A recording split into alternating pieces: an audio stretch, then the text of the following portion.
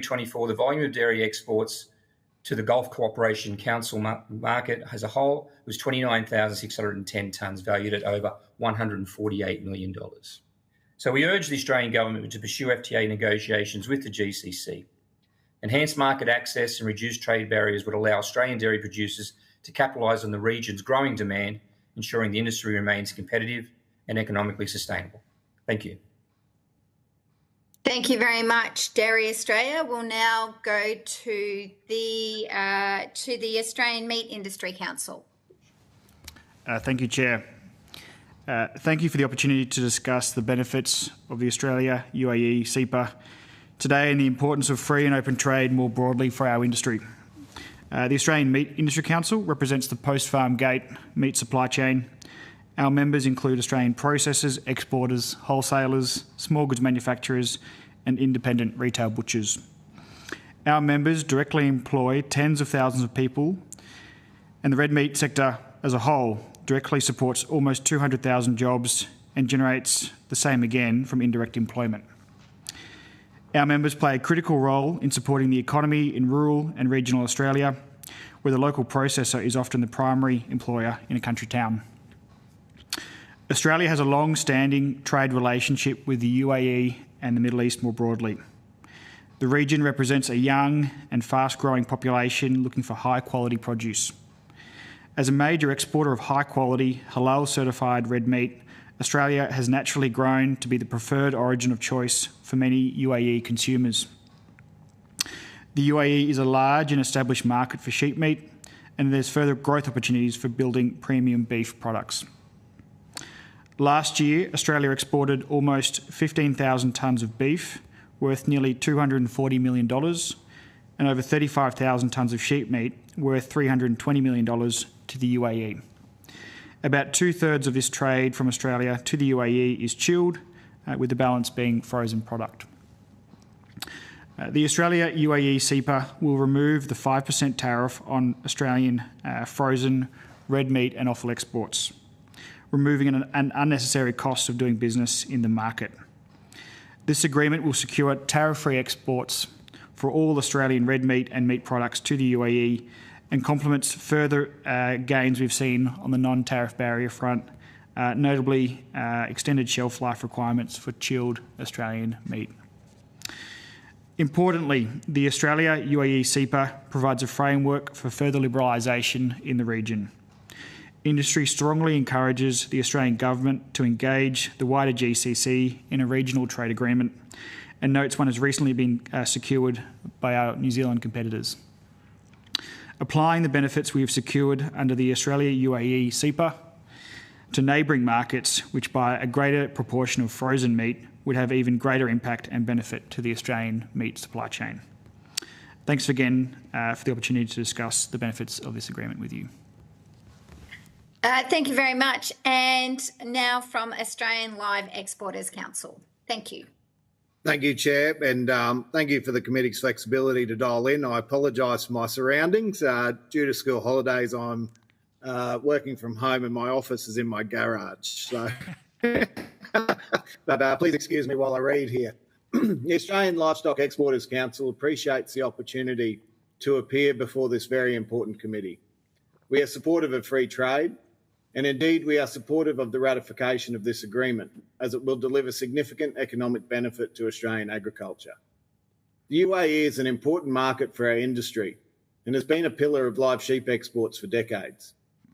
Industry in the UAE has invested significantly in improving animal welfare in this market, with the support of Australian industry.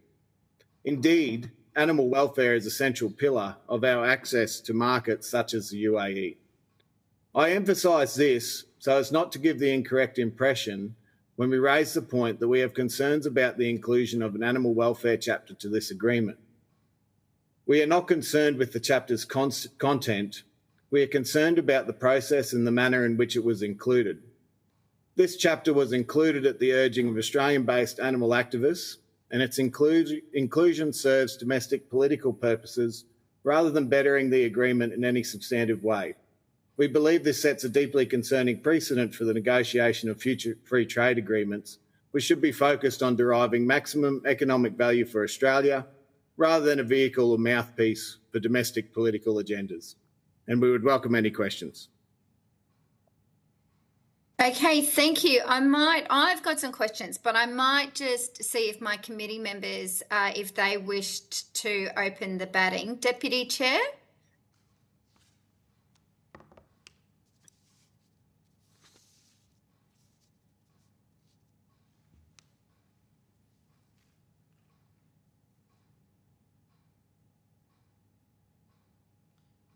Chair, we've lost your sound again.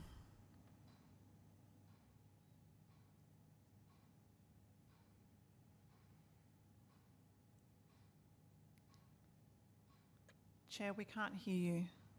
What about now? No? Yes, Deputy we can hear Chair, you. Oh, you can hear me. Fantastic, because these are good questions. Thank you, Chair. Was ALEC or any other agricultural bodies consulted on the inclusion of the animal welfare text in the negotiation stage?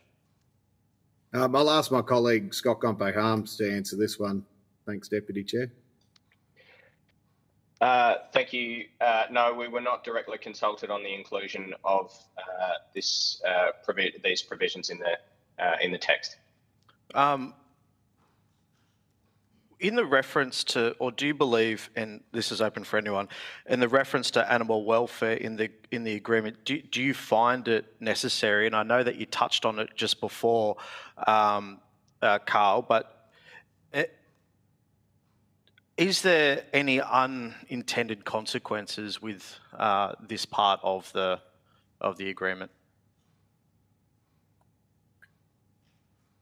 We don't see necessarily any unintended consequences for this specific agreement because, well, first of all, our supply chains do invest in animal welfare, and it's absolutely a focus of our industry in these markets.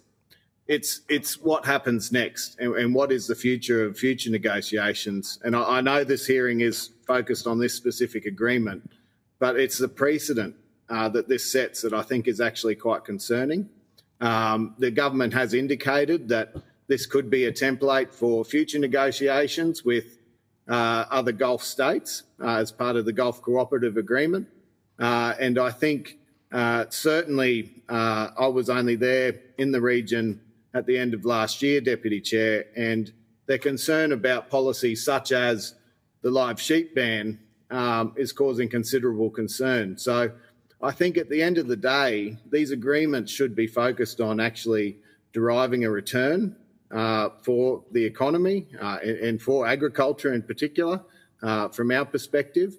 And we are concerned about, well, what does the inclusion or pushing these domestic agendas, what impact does that have on our future negotiation capacity?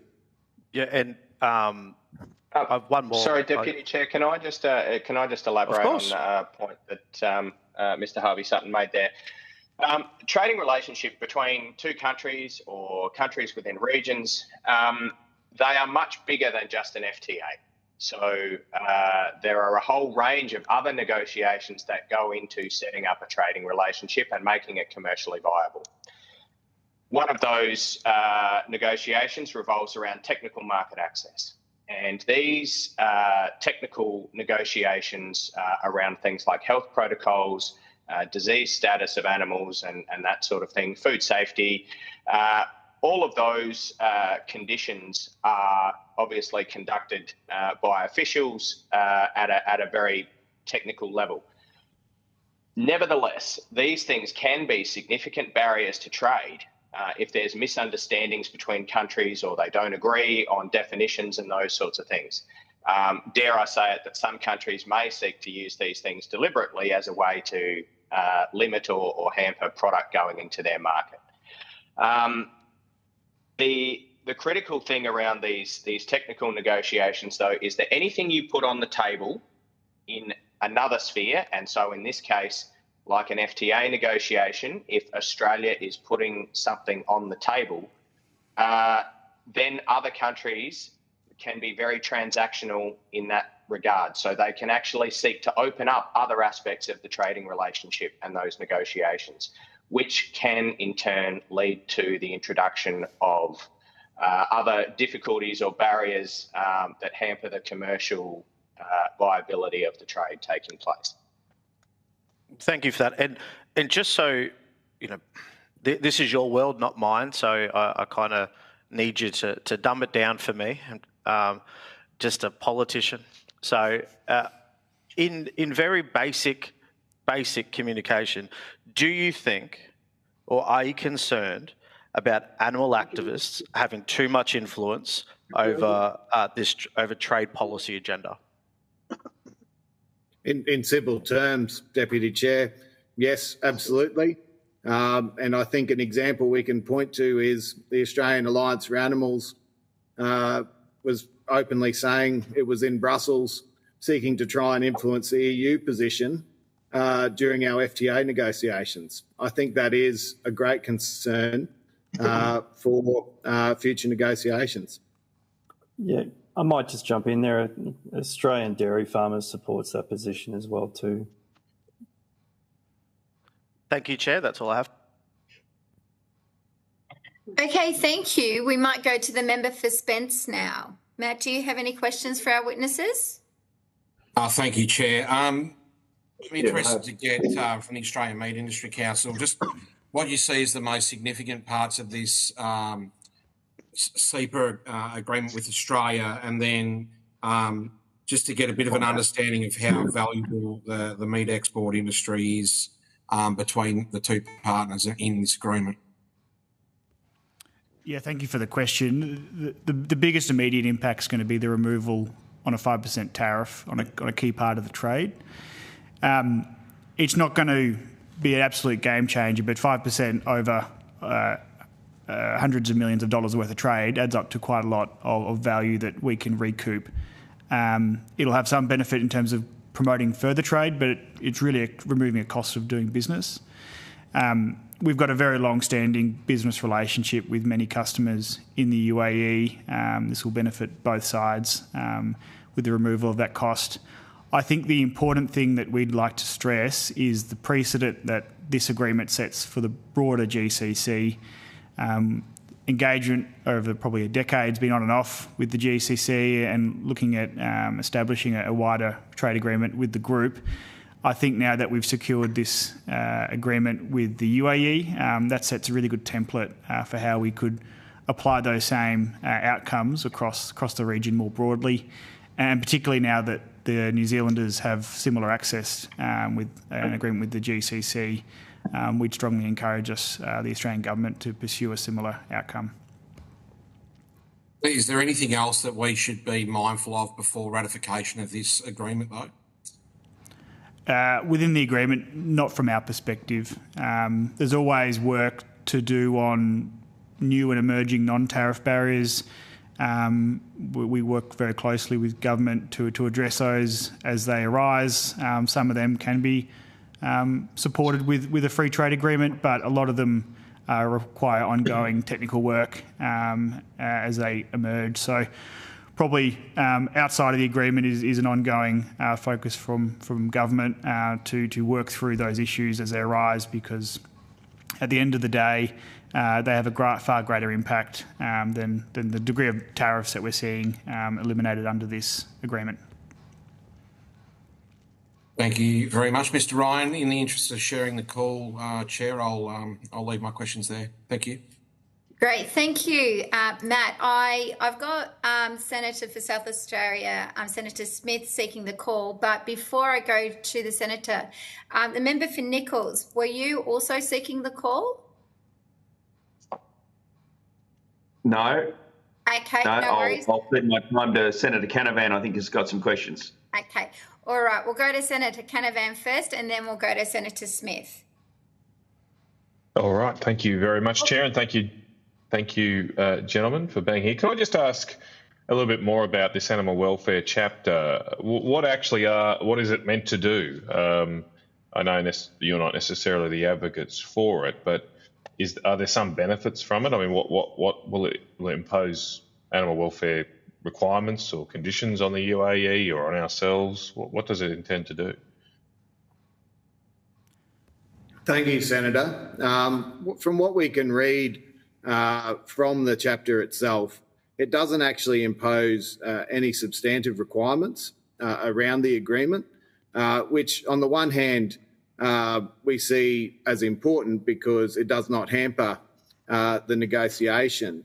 However, what it does do is point to perhaps a virtue signalling within how we intend to do future negotiations, and that's what we are most concerned about. As I said in my opening statement, we are very supportive of this agreement being ratified. We think it's important, and we support both our dairy and meat industry colleagues in the benefits that it derives, but it is principally the precedent that we are so alarmed about. Senator, I'm just at a point there, sorry. So the first that we became aware of this, there was an industry briefing that was given after the negotiations had concluded. So there was an announcement by the government that the agreement had been reached. And I think it took, most people in the room by surprise a little bit. Certainly in the consultation processes, industry wasn't asked whether this was a feature they wanted to see in the agreement. It may have come from another industry group. They may have made a suggestion in a submission or something like that. But as far as we're aware, it didn't come from the industry side. So in that meeting, we took the opportunity to question the negotiating team from DFAT and ask them about what was the purpose or the intent of the inclusion of the chapter. I specifically asked a question about, did you have any concerns about animal welfare in the UAE? And the answer that we received was no. And so it raises the perplexing question as to why this chapter would seek to be included if we don't have any concerns, and rightly so. I don't think we do have any concerns about animal welfare practices in the UAE.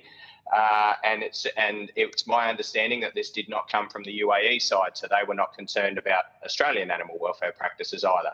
So it raises the question, what's the purpose of it? We don't understand. And as I said, anytime you put something on the table in one of these negotiations, it can spill over into other very delicately poised technical negotiations which hamper commercial access.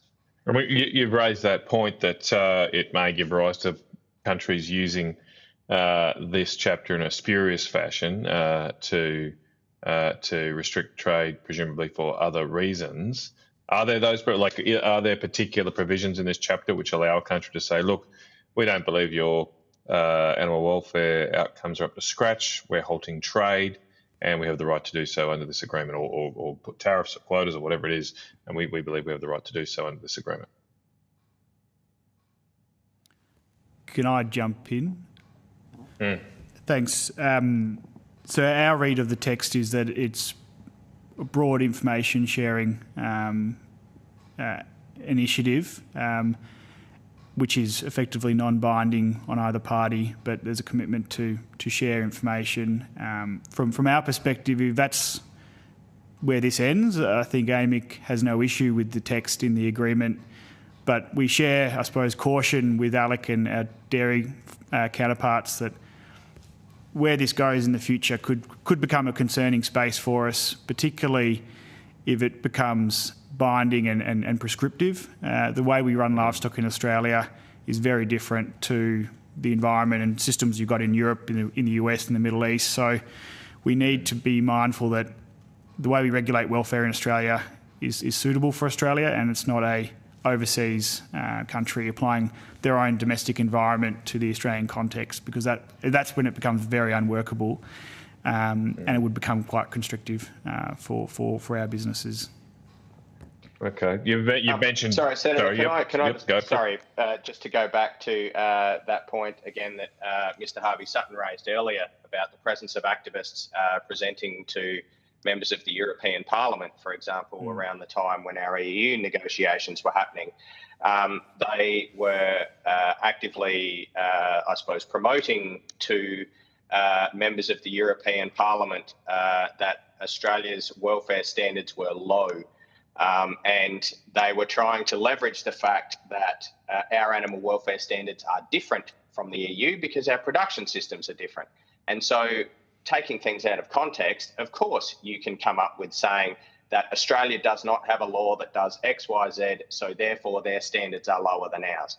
That is not the case at all. And it's just, I think that's the precedent that we're worried about it can set in other agreements.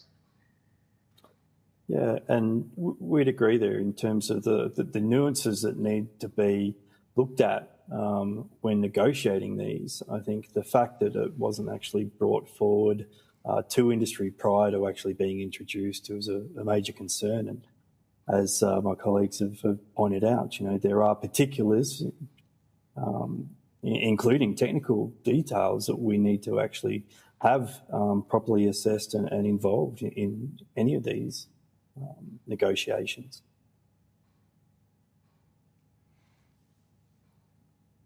Are you just on mute, Senator? Thank you. Sorry, we've all got to do it once. So there has been impact analysis done on this agreement. Did it cover the inclusion of this chapter? Was there an analysis of its impact?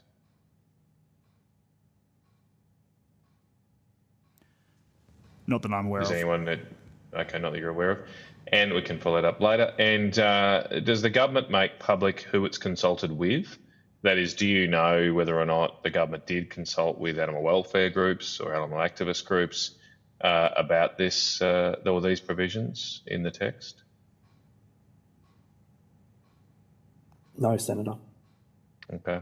And look, finally, for me, just on a separate topic briefly, Chair, if I have time, I noticed that the agreement also includes First Nations. I'm not sure if it's a separate chapter or section for First Nations people. I know your industry, especially the live industry, would employ a lot of Indigenous Australians. Were you consulted about those provisions of the text? Not to my knowledge, Senator. No, right. Senator, not to my knowledge. Okay, no one. All right. A bit strange that given the agricultural sector's strong employment of Indigenous Australians. All right, well, thank you. Thank you very much, Chair. Great. Thank you, Senator. So I've got a few questions just to finish out your contribution to our hearing today. If I can just go to our representative from the Australian Meat Industry Council. You mentioned in your opening statement about the high quality opportunities that will exist under this agreement and sort of the export, particularly in relation to chilled meat. Can you just expand on that for us and what opportunities where we might currently be at and what opportunities we could have in that space? Yeah, thank you, Chair. Firstly, I suppose the tariff advantage, which is the kind of clearest benefit, is applied to frozen. We've already got a 0% tariff on chilled. There is some premium frozen product, particularly in certain segments, but a lot of the premium end of the market's on the chilled side. Where we do see some benefit is in the trade facilitation aspects to the agreement. We do a lot of chilled via sea freight and air freight. When you're doing a perishable product, every kind of hour helps in terms of that time to market. So we've got great shelf life. We can stand behind with our product, but anything to get it into the market more quickly is an advantage. So there's some benefits in the trade facilitation aspect for that premium end of the market. That market is already strong and growing, and I expect this agreement will reinforce that growth that's already there. And I guess just one for all of you, just individually, when these free trade agreements come up, and we've had quite a number of them negotiated more recently, a couple of first-time agreements or refresh agreements, and the ag sector has done very well in a lot, and with the previous government and with this government around quotas and access. And when we have these discussions, we do talk about the benefits to signing on to the agreement internationally. Does your industry have any assessment on the impact it will have domestically? So if we increase our exports of meat to this through this agreement, what impact will it have on the domestic sale market? Is there a direct impact? So I guess start with the Australian Meat Industry Council. Yeah, thank you. It's a good question, and our membership includes businesses that do purely service the domestic market as well. We've got a large number of retail butchers in our membership. So the FTA itself is not going to pull product from the domestic market. It's a 5% cost reduction. It will ease doing business and take cost out of the supply chain, but it's not going to trigger a wave of exports going into the market. It'll save costs for everyone along the supply chain as the primary benefit, and give us the ability to probably get product into market that little bit quicker as well. We aren't expecting a wholesale shift in, I suppose, product going offshore from the domestic market. And is that because the product going tends to be, say, in relation to sheep, it's the offal? Is it that we just don't have a domestic market for it? When you process an animal, I suppose you're really deconstructing an animal into 100 different products. Australians love certain products. They love mince, they love rump steak, they love chops, but that leaves a lot of the carcass unutilised or not preferenced by the Australian consumer. And they're often the products, along with offals, that we send into the export market. The UAE takes a wide variety of cuts from kind of cheaper end all the way up to premium products. For those exporting it, they're finding that balance of what the Australian consumer wants and what they're willing to pay, and then exports the balance of the animal. And do you feel that your members, the industry, is ready to scale up for any growth opportunities that happen? So do our abattoirs have enough workers? Is there that ability to be able to tap into that opportunity? Balancing the labour force and a fairly seasonal supply base with the Australian cycle of droughts and wet periods is a major challenge for our processing members. It's part of the day-to-day challenge you've got to navigate. Across the board, we've continued to see major labour shortages and labour constraints, and a lot of cost that comes a lot with bringing people in and finding labour. So our industry is highly reliant now on migrant worker schemes to supplement the domestic workforce. We'll always try and secure an Australian role, but the last few years with the unemployment rate where it is, we just simply can't access those people in Australia. So we are utilising some of those migrant worker schemes, such as PALM, very highly. Can I ask Live Export Council, how's the Australian stock going? We've got lots of great quotas now and lots of agreements, lots of access, but do we have the herd to satisfy those quotas? It's a bit of a difficult one for us to answer, Chair, and I'll reference your previous question as well. Given the government does have a policy to ban live sheep exports, the domestic benefits are a little bit hard to quantify. And indeed, if you look at Western Australia, figures coming out of Western Australia recently, they indicate that the sheep flock there has declined by 25% in the past 12 months. And if you look at a market like UAE, if we do get out of sheep there are no cattle exports going there. So there is no opportunity for alternative live exports there, which will impact demand. But I do want to make, I guess, one very important point. I was in Dubai last year, and it is a fantastic market. It is a growing global city. But when you stand there and you're presented as a consumer with meat products, there are actually three categories.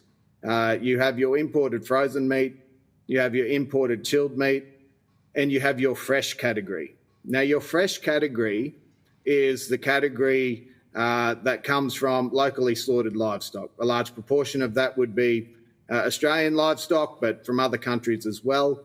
And the reason that that consumer segment exists, it's for cultural purposes and religious purposes. So there is opportunity for growth in all three of those categories. But the chilled market, the frozen market will not overtake that fresh category. That will simply be replaced by livestock from other markets if Australia's not there. Thank you.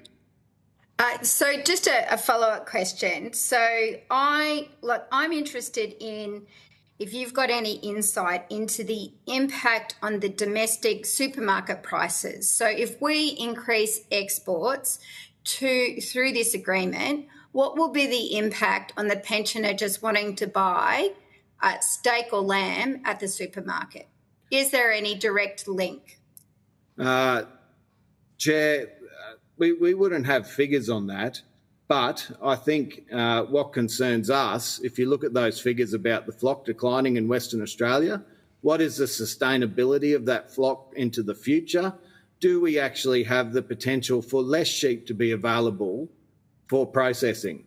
And if that is the outcome, which we do strongly think it will be, well, then the realistic proposition is domestically, your prices will probably increase. But I don't represent the retailers, the meat retailers, Chair. I represent the exporters. So it's probably not my place to say that.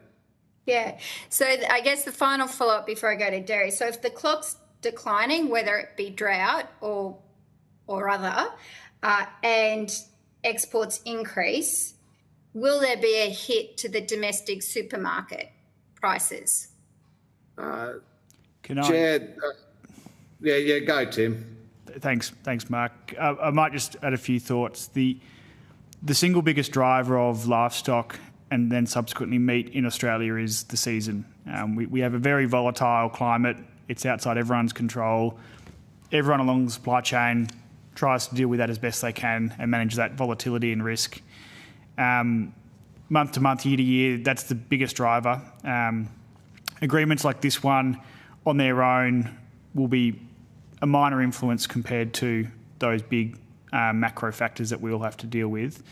The type of product that will benefit from this, but primarily being frozen meat, a lot of that is often mutton, so older animal sheep. You don't find that on the supermarket shelf in Australia. The frozen beef that we send is also more often more commodity product. So again, I'm not expecting that to be diverted from, say, a retail supermarket or a retail butcher away from them onto the export market too. So they are different products that are benefiting, and I don't think we're going to see a big diversion from those domestic retail channels. Great. Thank you so much for that clarification. If I can jump to Dairy Australia, is there any foreseen impact on the Australian domestic supply and domestic market with this agreement increasing exports or potentially increasing exports? Thank you, Chair. Let's go back to the heart of what we've achieved here, and this is a reduction of a 5% tariff. So this is a reduction of a cost of doing business into a certain market. What we've effectively done is just keep a pace with our major competitor in regards to the cost of doing business there. And that's what we face, whether it be domestic or in the global market, is our cost competitiveness with our major competitors. And in Australia's case, they're right on our doorstep. It's New Zealand. So we will now go into that market with basically a level playing field with them. We never really gained anything out of it. When this relays back into the domestic market, is all about the cost competitiveness of our industry in Australia, which has been under a lot of constraints, a lot of challenges. We've lost 13 dairy processors in the last 2 years, and most of that is around being cost competitive, not only in the global markets, but close to home in the domestic market as well. And if you start to lose your viability in a domestic market, then there's less offering to our consumers in the Australian market. So that's probably the concern, is that we have to continue to stay viable in these export markets whenever we've got an opportunity, and particularly if our competitors are getting an edge over us, but from a cost point of view. So we've kept a pace in this market, but as I said, we've missed out on the GCC, so we're now no longer cost competitive against our major competitor. And here, as we face increasing costs on a regular basis, it's concerning around the viability of our industry and what that flow-through effect has on consumers in the Australian market. John, I might I'll just add in terms of the context as well about the UAE. For the Australian dairy industry, about 90% of our exports go north into Asia. So Southeast Asia, Indonesia, also up into China, Japan, Korea. So it's sort of the effect of a 5% reduction in cost to the UAE. While it's an important market, it isn't nearly as significant as some of those large Asian markets. So any sort of influence is going to be quite marginal. Do you think it has the opportunity to grow? Like, we are talking about a big population, and some of the earlier evidence was suggesting that this is sort of the foothold into the Middle East markets. Definitely an opportunity to grow, and I think if coupled with further enhancement of the trade with the GCC, it's definitely a very attractive market, particularly as a whole region, and the UAE being a hub for re-export is important. So there is key opportunity, but in terms of relative size, it's not nearly as significant as those large Asian markets for the dairy industry. What's predominantly the product that will go in? Are we looking at baby formula, or is it a certain type of, what kind of dairy products are you expecting to do well with this increased access? Yeah, so primarily right now, the biggest value earners for dairy is whole milk powder and cheese, and that aligns with their two of their main key exports we ship globally. They also have high shelf life. One of the big constraints of getting stuff to the UAE is shipping. It is a more expensive place to ship product to than the Southeast Asia or China. So that's where this 5% benefit does help us be a bit more cost competitive versus product coming from Europe or, particularly, New Zealand. I think I'll just add to that. I think what also a benefit is smaller dairy manufacturers who are quite innovative and have done well in the domestic market in regards to new innovation, new packaging, particularly in categories like cheese and yogurt. They're finding that the market here in some ways mirrors the demands or what the consumers are looking for around innovation and packaging and so on, particularly in those UAE markets, which are sophisticated dairy markets. So we've seen quite a few small companies who have established themselves well with a brand, being able to transfer that over into some of those sophisticated markets like Southeast Asia, but also the UAE. Great. My final question to all of you is just in terms of timing. How important is it to your industry that we finalise this process and ratify this agreement as soon as practical, as soon as possible? Yeah, I think we pointed that out. I mean, New Zealand's hot on our heels with all of this stuff, so we can't let them get a step in front of us on anything. Yep. So that's for dairy. What about for Live Export Council? Chair, it would be beneficial for all parties that this is ratified as soon as possible, and we'd like to think that we have the opportunity to provide them with all the products that they're seeking. Thank you. Yep. And the Australian Meat Industry Council? We share a similar sentiment. I think for any trade agreement that we've negotiated, the sooner the better. Our industry thrives on free and open trade, and at the moment there's a lot of risk out there on the global market. So any additional agreements that we can put in place will give our exporters that greater assurance that they need. Great. Thank you. Thank you all for your attendance here today. You'll be sent a copy of the transcript of your evidence, and we'll have the opportunity to request corrections to any transcript errors. Please send any responses to questions taken on notice during this hearing to the Secretariat by close of business, 7th of February 2025. Good luck with the rest of school holidays, and thank you so much for your time here today. Thank you. Thank you very much. Thank you. Thank you. Hey, we are now waiting for our they've joined us. Our next witness and the next hearing that we have, this is panel number 2, we have the Australian Industry Group who have joined us. So I now welcome representatives of the Australian Industry Group to give evidence today. And for the Hansard record, would you please state your full name and the capacity in which you are appearing before the committee? Thank you, Chair. My name is Louise McGrath. I'm Head of Industry Development and Policy at the Australian Industry Group, and I'm joined with my colleague. Thank you, Louise. Good afternoon, Chair. I'm Ninh Nue U. I'm the Economic Policy Analyst from the Australian Industry Group. Thank you. Great, thank you. Although the committee does not require you to give evidence under oath, this hearing is a legal proceeding of the Parliament and therefore has the same standings as the proceedings of respective houses. The giving of false or misleading evidence is a serious matter and may be regarded as contempt of Parliament. The evidence given today will be recorded by Hansard and attracts parliamentary privilege. It is the responsibility of witnesses to accurately record any questions on notice that are taken. Would you like to make an opening statement?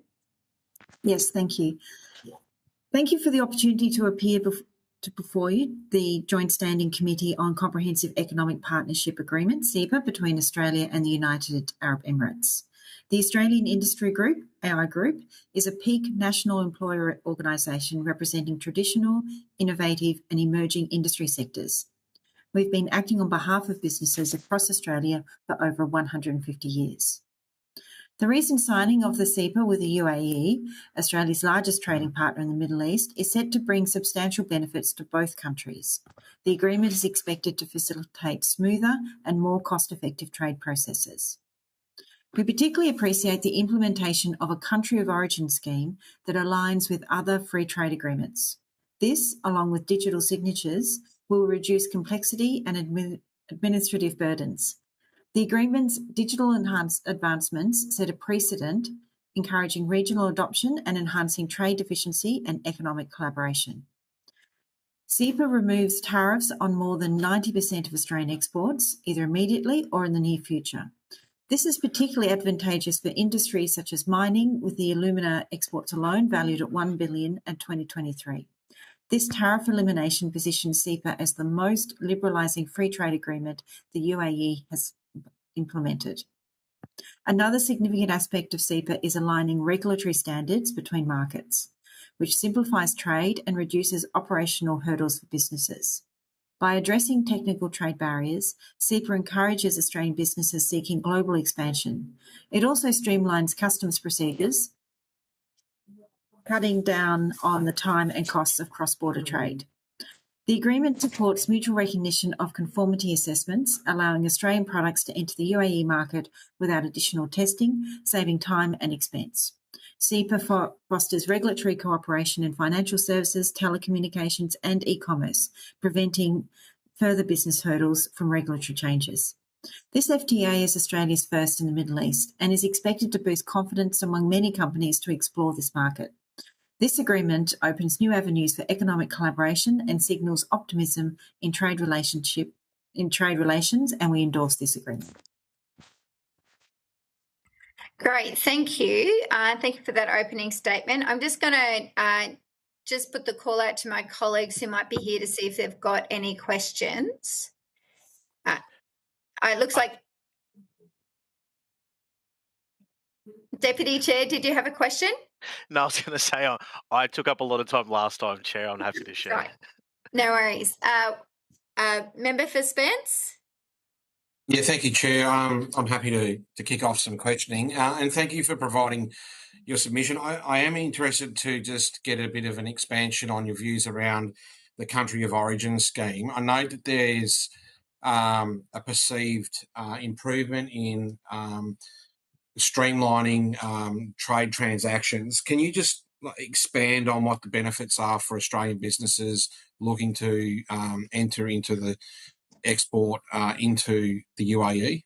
Certainly.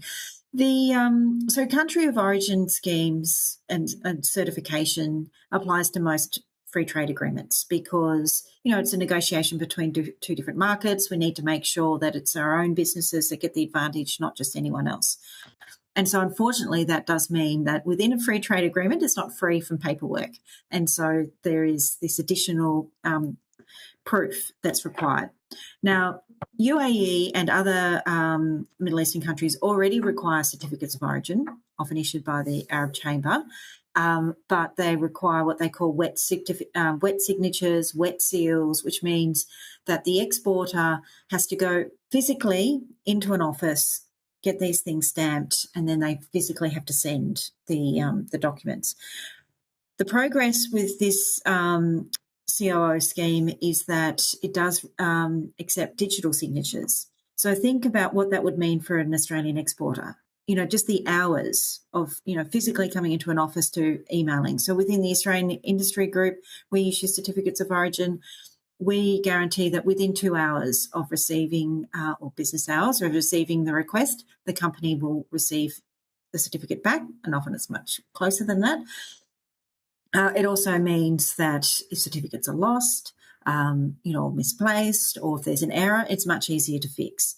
What some research has shown is that for every saving you can make on this trade facilitation, it's 10 times that of the savings you get from a tariff reduction.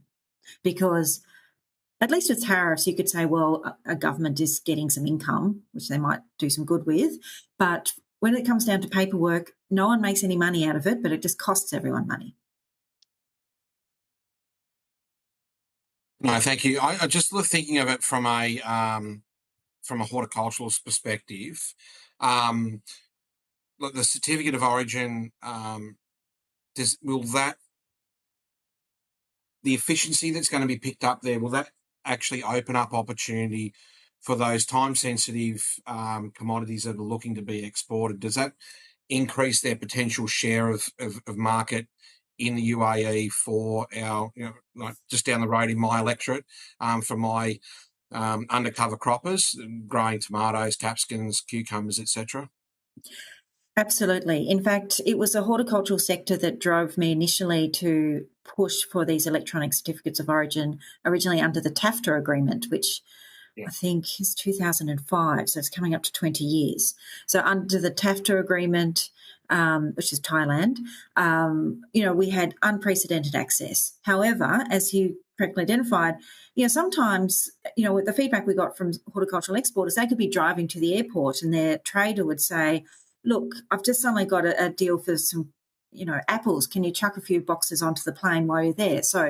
But they couldn't because they didn't have a certificate of origin, and it would take sort of 24 hours for them to go into the office and get it stamped, et cetera, et cetera.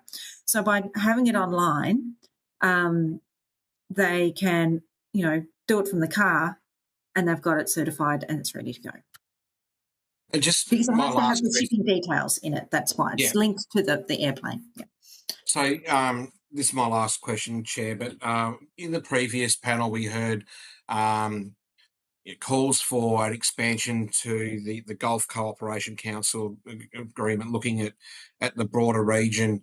And I'm just interested to get your thoughts on, are there barriers beyond the UAE potentially with the electronic country of origin scheme? Is there considerations that we'd have to take if we were looking to expand to a bigger of the region? Well, I think to ask the region to do that, they might want something else, or they might want an actual free trade agreement. That's usually off the back of that.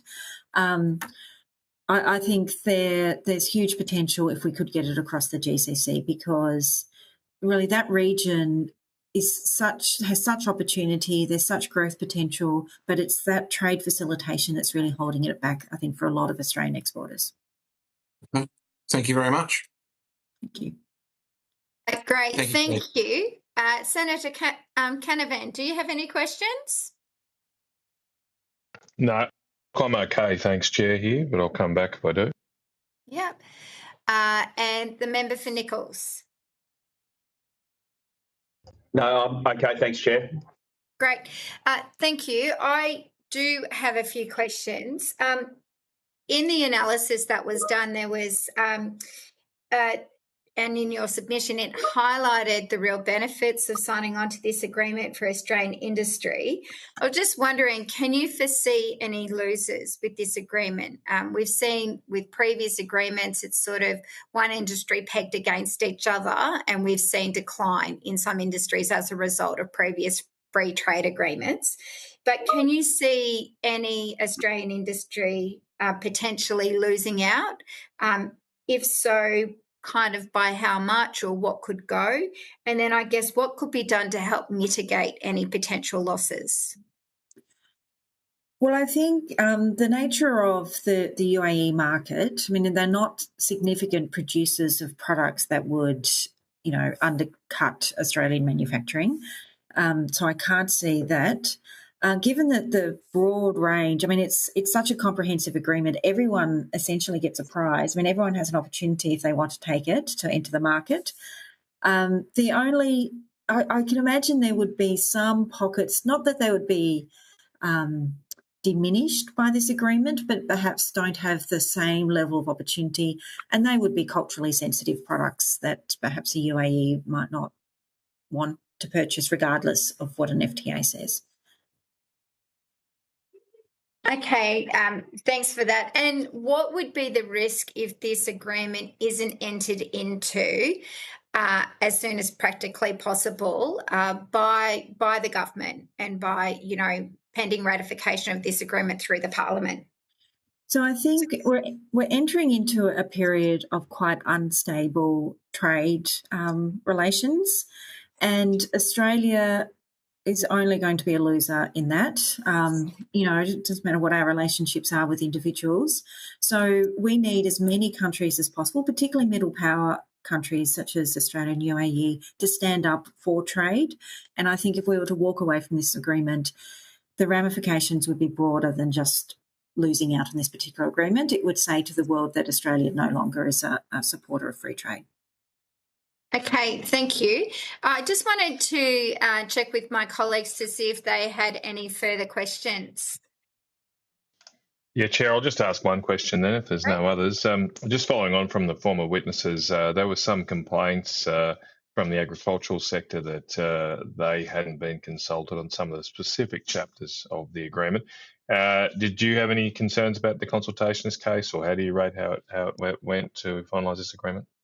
Well, we don't have such sensitive areas, as I said, with UAE. So we were really keen to make sure that there was a decent digital chapter and the regulatory side, because then we can, once we've got those good foundations in, then we can make the agreement work for us.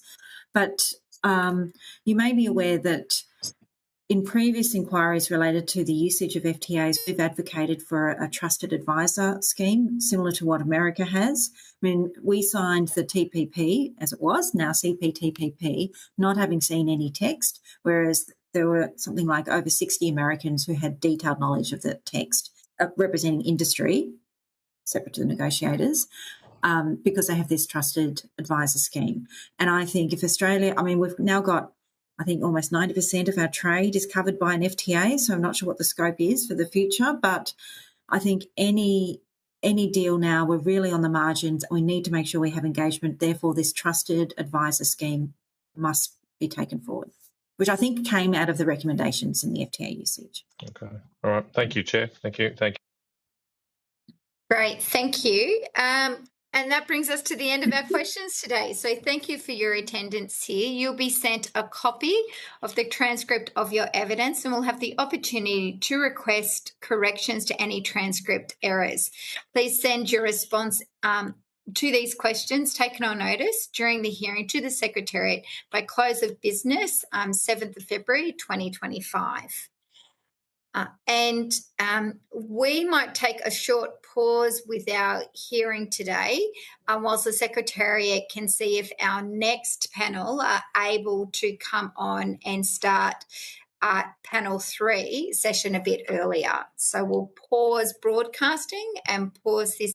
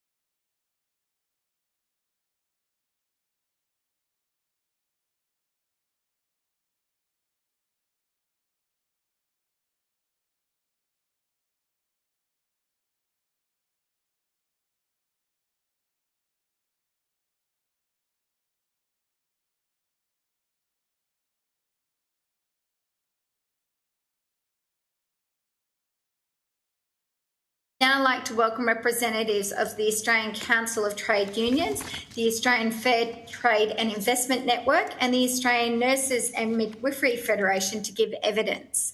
For the Hansard record, would you please state your full name and the capacity in which you are appearing before the committee? And we'll start with the Australian Council of Trade Unions. Thank you, Chair. It's Liam O'Brien, Assistant Secretary of the Australian Council of Trade Unions, and I'm with Claire. Claire Middlemass, Senior International Officer, Australian Council of Trade Unions. Thank you. And next, the Australian Fair Trade and Investment Network.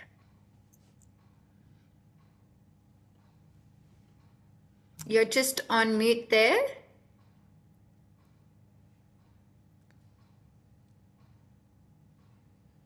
Okay, we'll jump to the Australian Nurses and Midwifery Federation first. Thank you. It's Mark Dunstan for the Australian Nursing and Midwifery Federation. Great. And I'll just go back and check with the Australian Fair Trade and Investment Network. Can you hear us? Patricia? Yep, we've just got you on mute there, Patricia.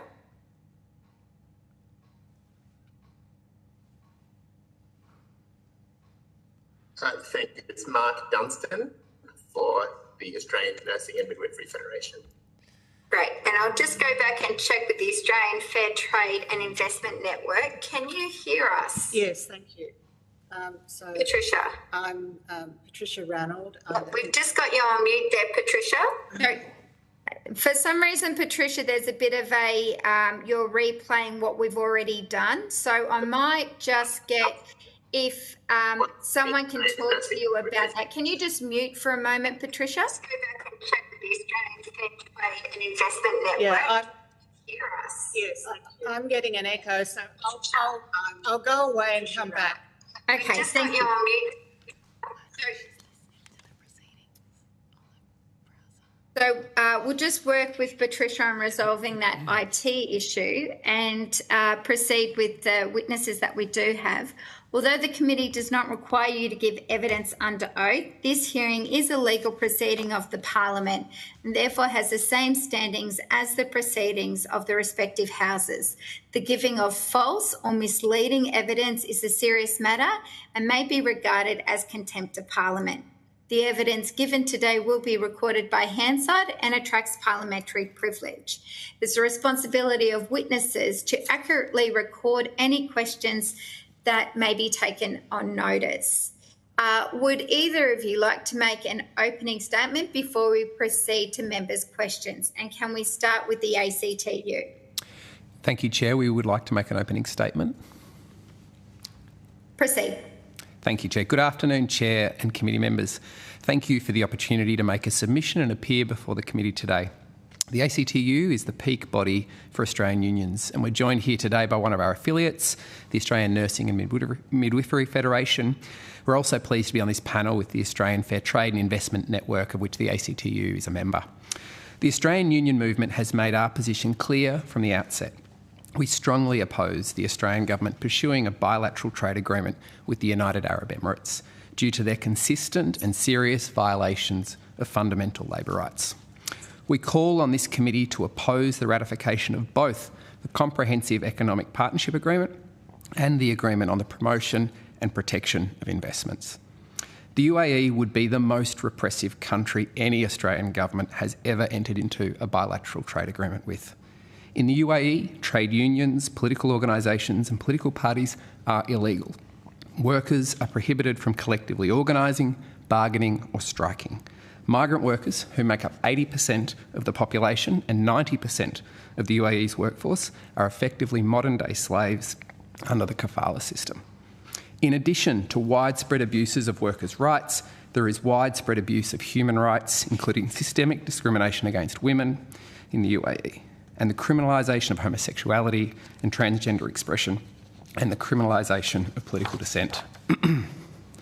The Australian union movement is deeply concerned that ratifying a trade agreement with the UAE sends the signal of Australia legitimising and incentivising continued violation of labour and human rights.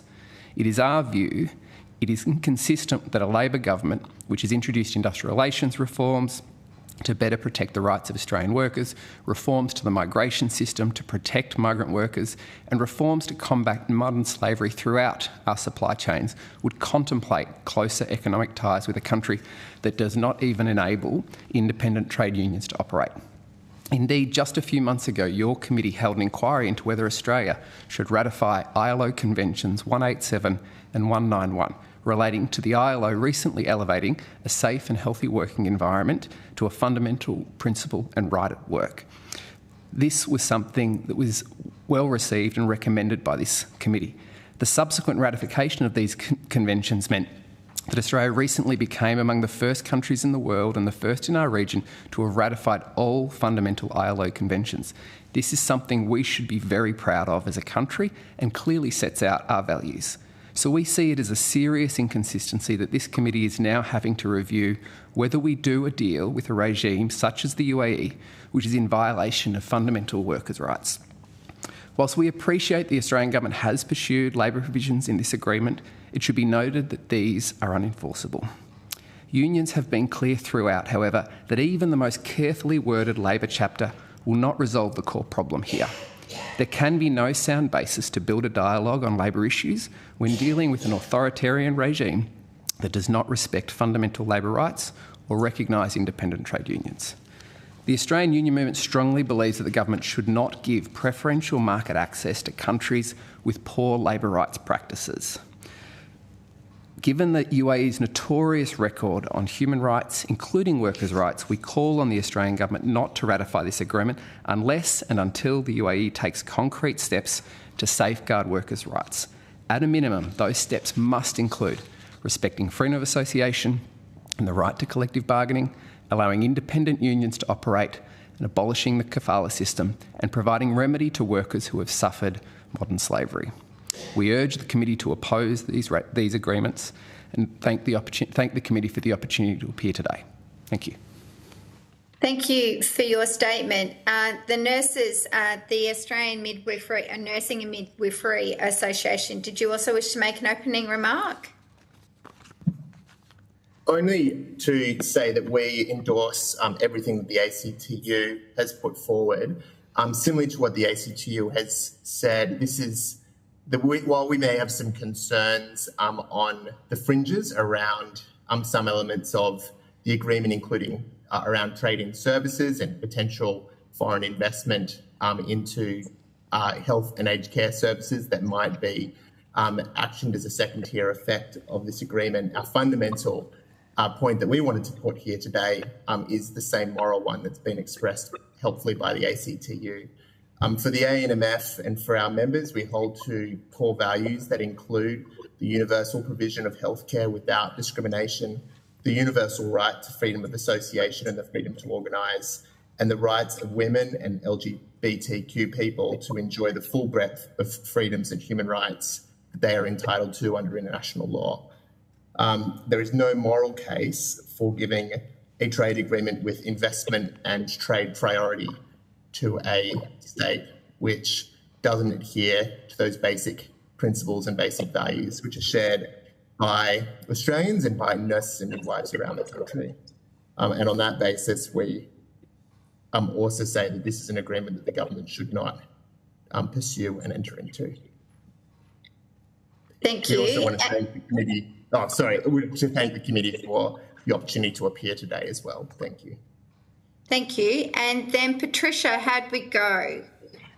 Yes, can you hear me? Yes, we can. Perfect. So can you state your name for Hansard and the capacity in which you appear, and then continue on with an opening statement if you have one. Thank you. My name's Dr. Patricia Ranald. I'm the convener of the Australian Fair Trade and Investment Network.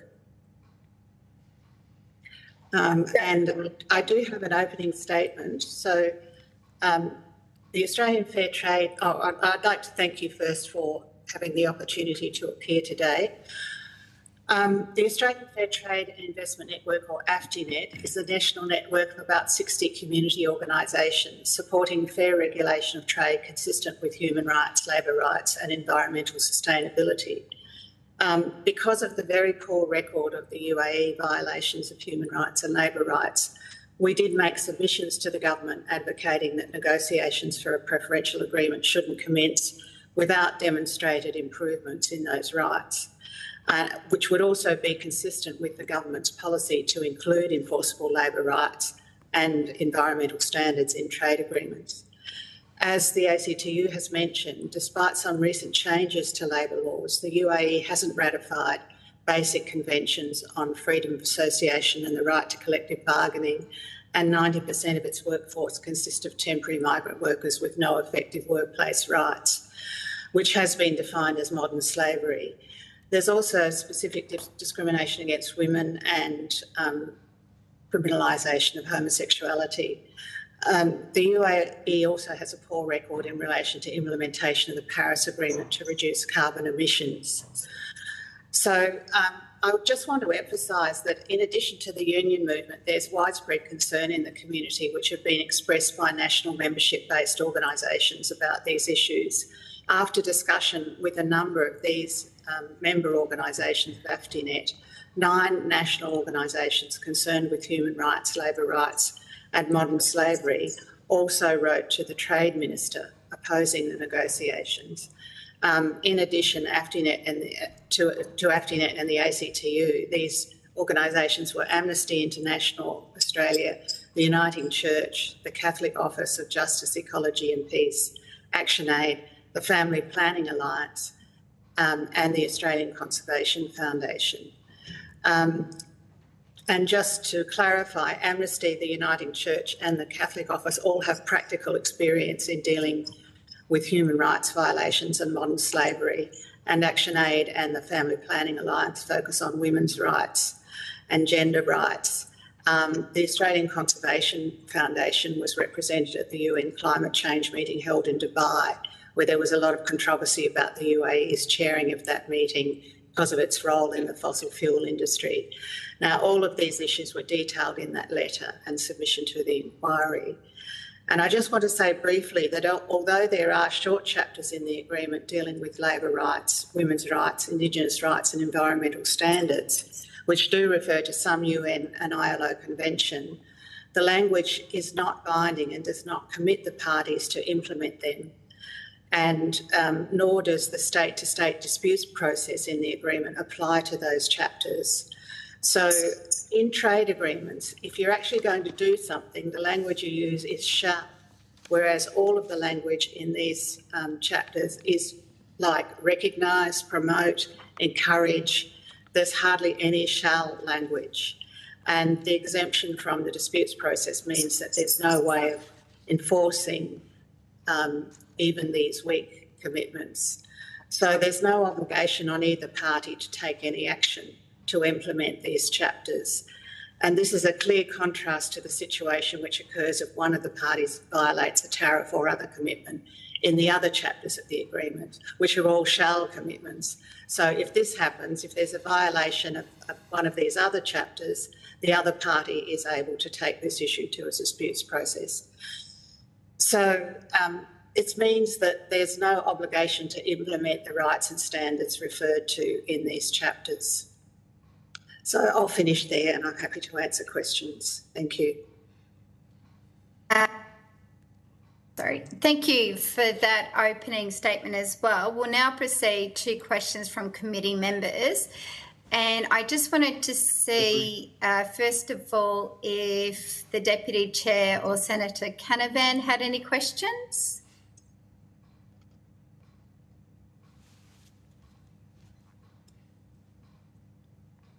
Or the member for Nichols?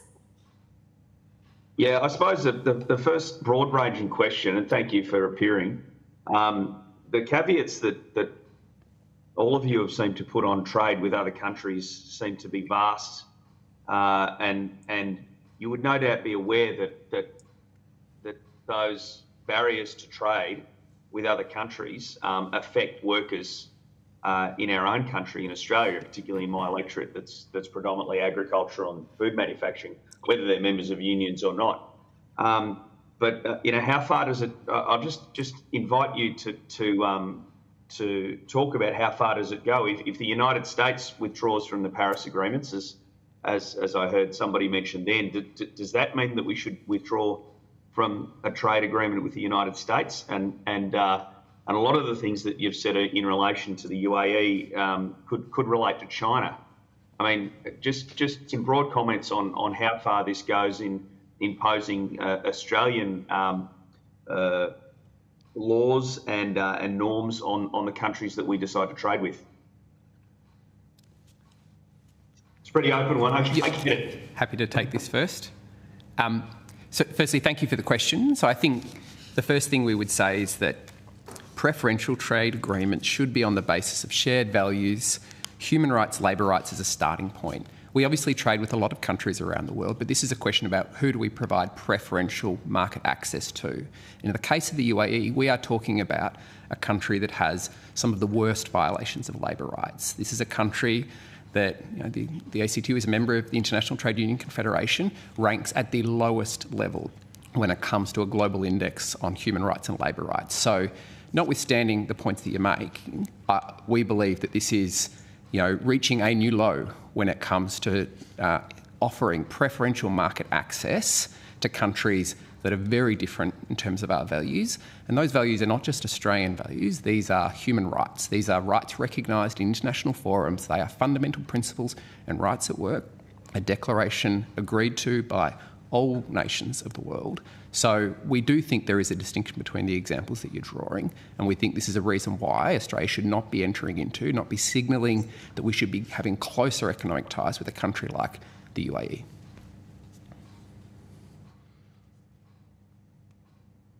Thank you. Thanks.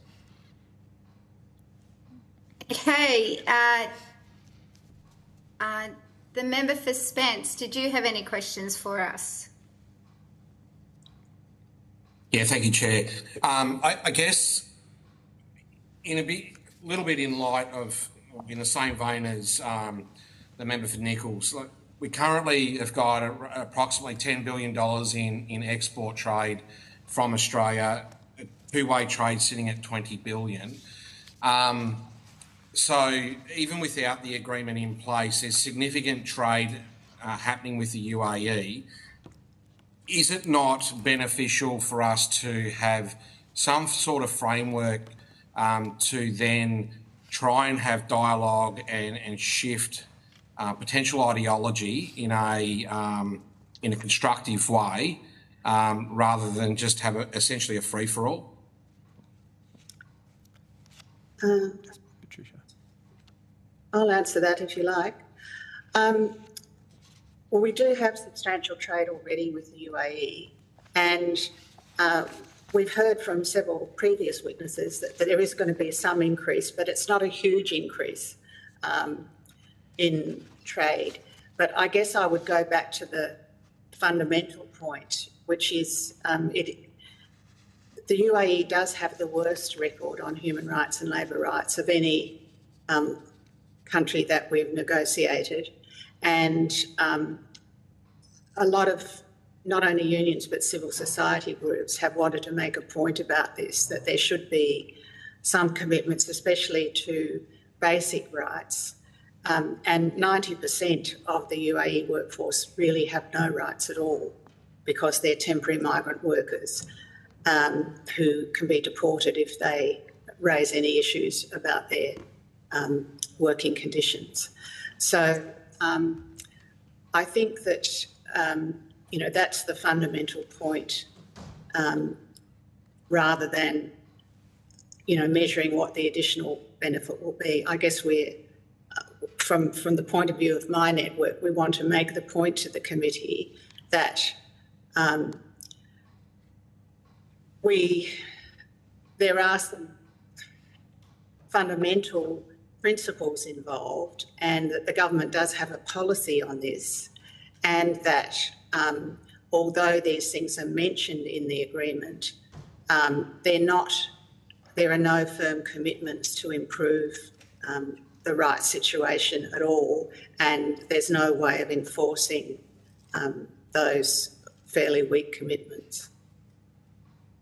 Mm-hmm. ACTU, have you got anything further to add? Firstly, I just... Or Yep. Thank you. endorse what was also said and also include my previous answer to the question prior. The only thing I would add to it is to maybe reinforce the position that we do have strong two-way trade with the United Arab Emirates. As you point out, nearly $10 billion in two-way goods and services and two-way investment worth nearly $20 billion. It's our 19th largest trading partner. It's not clear to us that there are any discernible benefits that are coming from this, and that's why we have consistently called for trade agreements to be independently evaluated in terms of the economic benefits. And so, notwithstanding our first principle, which is that trade, preferential market access should be on the basis of shared human rights and workers' rights, that we are sceptical about the economic benefits that will flow from this agreement. Yep, sorry, did I see your hand up, Mark? Did you want to add some comments or? I didn't have a hand up, but I would absolutely endorse the comments that have been made by the two other organisations on the panel. And we also accept that Australia has to maintain relationships, including trade relationships, with a whole range of states and of nations with different values, different human rights records.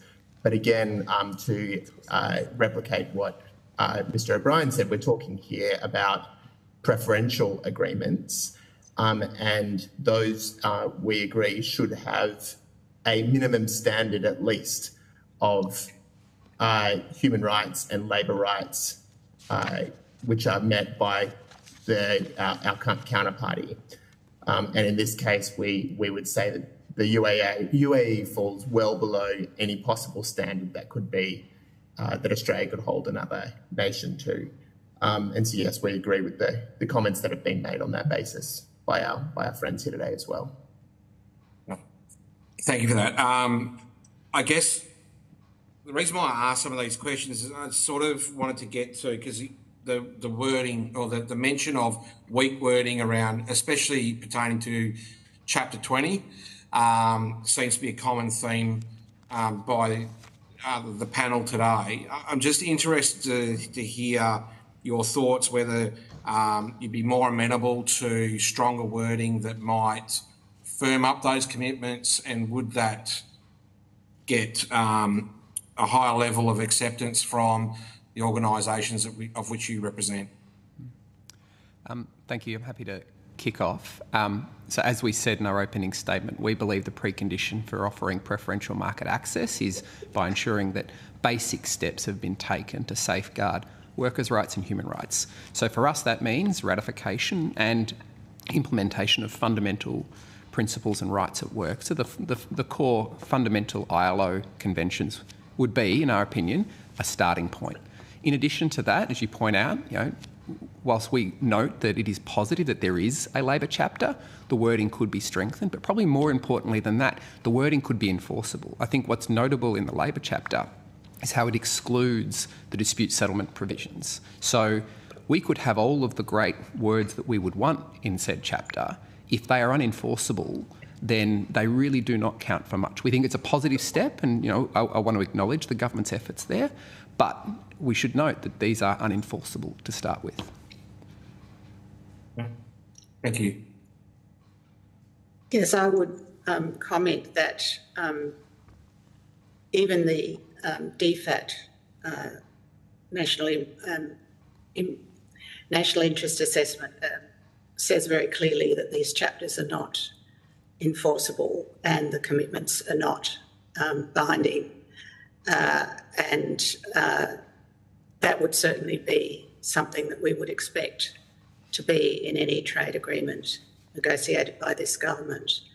It's worth saying that in the negotiations for the Australia-EU trade agreement, it is being proposed that there be chapters which have that is strong commitments on these issues, and that they be fully enforceable through the state-to-state dispute process in the agreement. So it is possible to have agreements like that. And in fact, Australia's other agreements have been moving in that direction. Thank you. I think that's it from me, Chair, at this stage. Thank you. I've just wanted to just clarify, I guess, the positioning from your organisations. Traditionally, free trade agreements have really focused on trade, goods and services, as well as investment. That's sort of the textbook definition of a free trade agreement. This particular agreement that's before us has the inclusion of a few new chapters. We heard concerns from earlier witnesses about there being a chapter on animal welfare. As you've pointed out, there's a labour rights chapter and there's a chapter more broadly on women.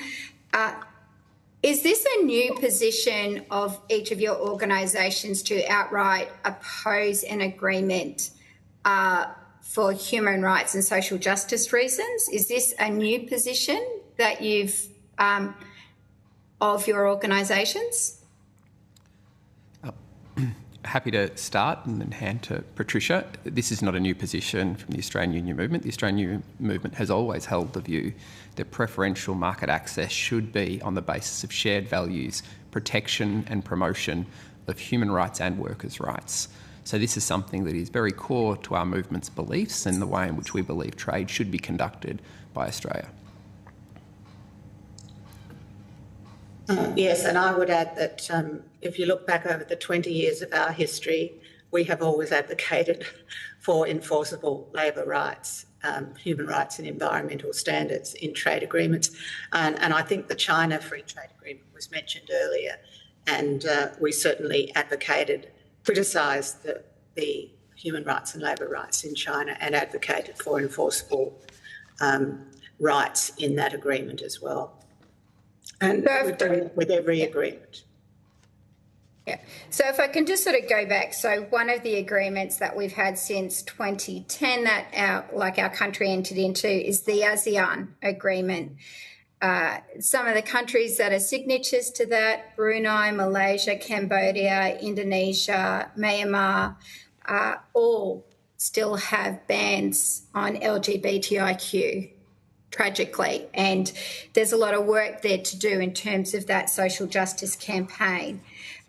Do you recall if your organisations opposed this agreement back then on those grounds, on LGBTIQ grounds? We certainly advocated for enforceable labour rights and human rights in that agreement, yes.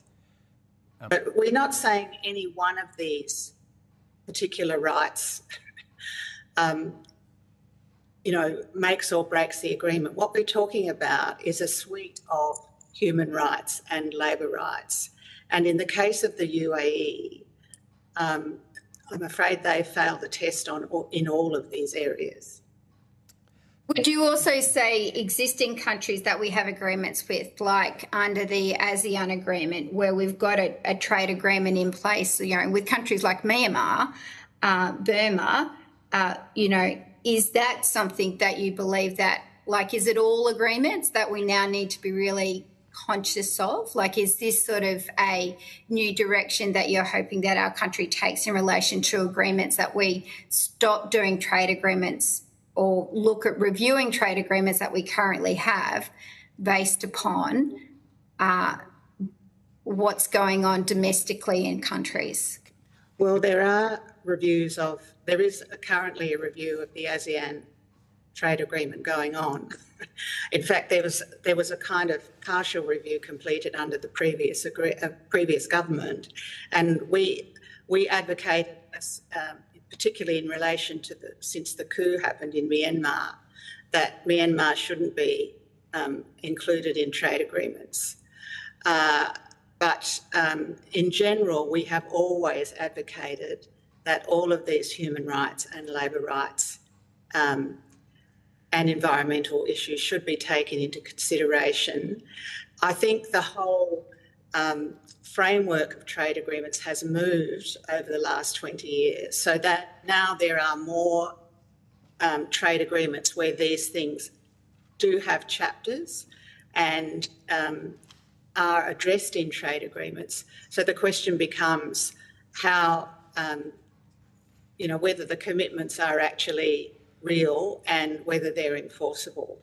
And we are certainly advocating in reviews of existing trade agreements that there be progress on these issues. We're not advocating that Australia should withdraw from these trade agreements at this stage. But in the case of a country like Myanmar, we did advocate that Myanmar not be included in trade agreements because of the military coup and the really dire situation there. It's really a civil war situation.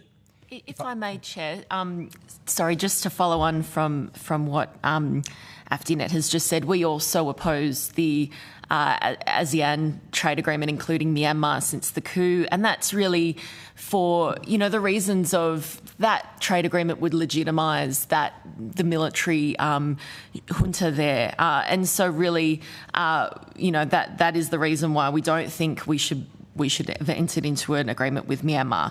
But it's also the difference between a bilateral agreement and a plurilateral agreement, I think. So, in this case, we are doing a bilateral agreement with the UAE, and it is, the worst regime that Australia has entered into a bilateral agreement with. And I think it's also about whether there's a baseline on which we can have these dialogues. So in a country like the UAE, where independent unions are not even allowed to operate, it's really hard to see how, for instance, the dialogue that's proposed in the Labor chapter could be genuine. I think this is a case where we're going to see the UAE use this agreement as window dressing, as a process of kind of greenwashing and saying, look, we've got this great Labor chapter with the Australian government, we've been given the tick of approval. And I don't think we should allow our trade agreements to be used in that way. So thank you. Can I just ask a question then? How do you see, if you believe that the chapters that have been negotiated aren't going to affect change or start to help support, create, or social change, how do you see it happening in these countries? I'm not suggesting for one moment that the words that we have in our agreement will radically change a country, but my experience of tours, of study tours, of speaking, of supporting and encouraging civil society, having that dialogue or discussion between governments does help create an opportunity for change. Why do you believe that this won't be successful? Well, we think that offering preferential market access should be on the basis of shared values, and we think it is encouraging the Australian government is having a dialogue with the United Arab Emirates. It should be using that dialogue to set out some preconditions upon which trade should occur, such as ratifying and implementing those fundamental ILO conventions that would, to your point, start to build civil society, start to ensure free trade unions were able to operate. Those are the basis upon which we should start discussions around a free trade agreement. It should not be something that is tacitly mentioned in the Labor chapter that is unenforceable. We think this is about setting preconditions with trading partners to ensure that they are on a pathway to enforceable human and labour rights. I mean, the Australian employment market isn't always perfect. We know that there are, unfortunately, cases being prosecuted right now in Fair Work for cases which are akin to modern slavery. We are continuing to work towards ensuring that all workers in Australia have a safe workplace and are paid appropriately and treated with respect. Is there an opportunity under this agreement for us to make sure that we continue to improve our working conditions for Australian migrant workers? So, sorry, go on, Patricia. Well, I think that opportunity is always there and the obligations are mutual. But in the case of the UAE, civil society is not possible in the UAE because there is no freedom of association. So not are there only no unions, but it is not legal to form human rights groups or any of those sorts of civil society groups. I agree that it would be positive to, if some dialogue could be established. I also share the ACTU's concerns about how meaningful that would be, but I guess the test of this agreement is whether anything happens at all. If the agreement goes ahead, the test will be whether anything happens at all in relation to these chapters, in terms of dialogue leading to actual change. Thank you. My final question before I see if any of the other committee members have some questions for you, it actually relates to something that we haven't covered yet. It's in relation to the impact this agreement will have on Australian industry and jobs. In previous agreements, there was a bit of a trade-off, and we heard quite a lot about that there'd be some winners and some losers in terms of Australian industry. And your members were incredibly vocal about the impact, say, the China Free Trade Agreement would have on local industry and jobs, or the Korean Free Trade Agreement would have on local industry and jobs. What jobs or industries could potentially lose out under this agreement, local industry and jobs? Can you identify any? Are there any potential industries at risk under this agreement? I can take that one, Chair. Look, we haven't got any specific industries to call out, but I think this really goes to the broader point around the lack of economic modelling and analysis. And what we've long called for is that all trade agreements, before they're ratified, need to have a really rigorous analysis of the jobs impact, the social impact, the health impact, for instance, gender impacts. So we don't have that. So we simply do not know. Thank you. And just further to that, I'll come back to our opening, which is that Australia has a proud record of workers' rights. We should be using our trade to advance and promote workers' rights. And so trade should not be a simple calculation about which jobs are created, which industries thrive or survive. It should be a question about Australia's values in the world. I think it's worth adding here that the UAE does not have any significant manufacturing industry, which is the areas where most impacts have happened in the past.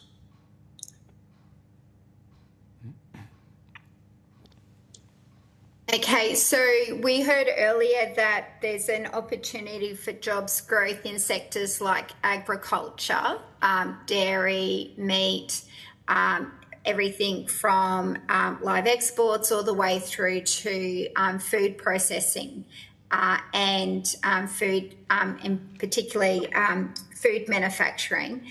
They're big workplaces. You've got lots of members, affiliates in those workplaces. Do you know if they are, optimistic about the potential growth for their industry and jobs under this agreement?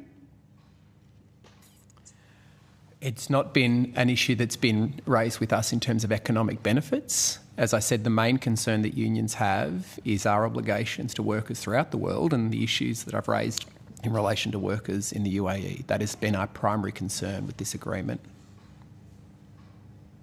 Okay, that's the last question that I had. I'm just going to go to see if we've got any other questions from any other committee members.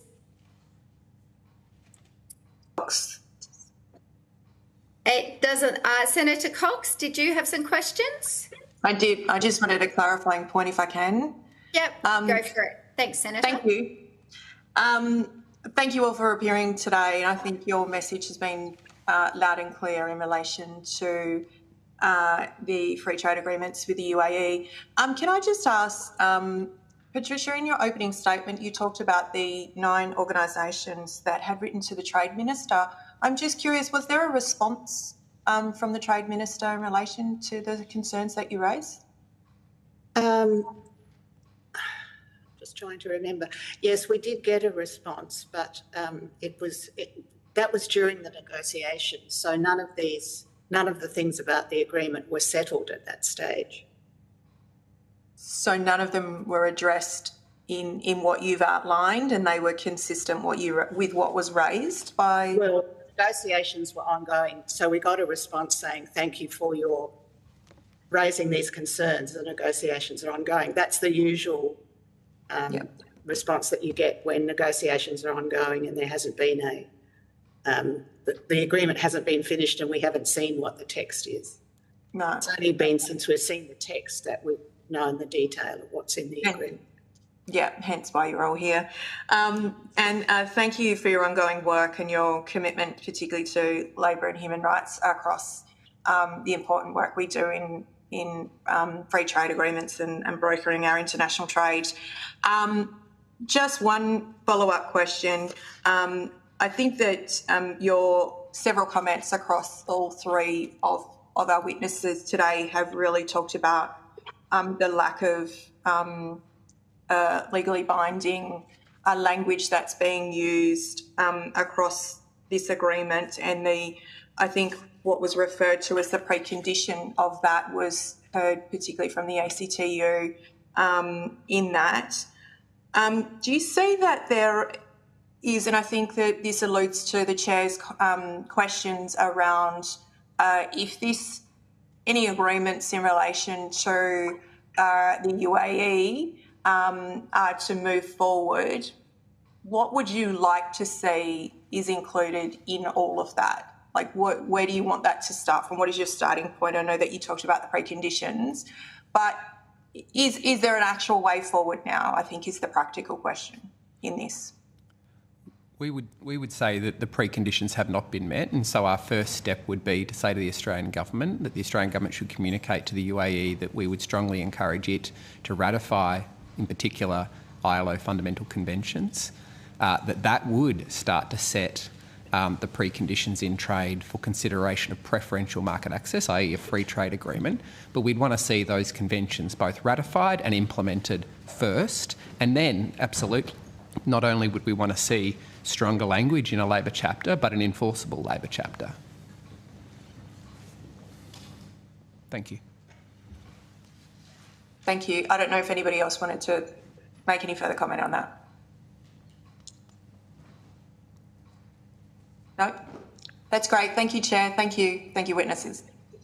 Great, thank you.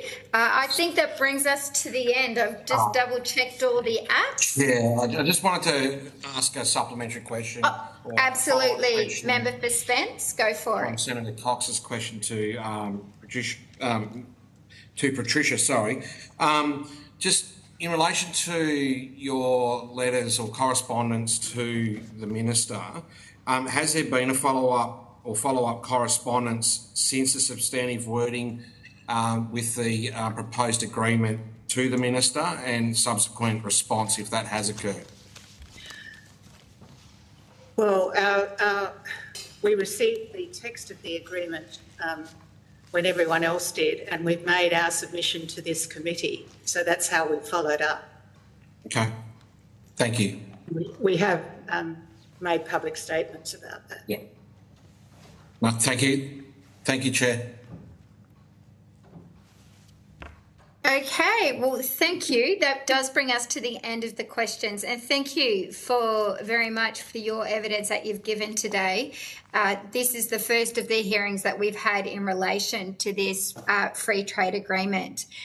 You'll be sent a copy of the transcript of your evidence and will have an opportunity to request any corrections to transcript errors. Please send your responses to any questions taken on notice during this hearing to the Secretariat by close of business, the 7th of February 2025. Thank you. Thank you.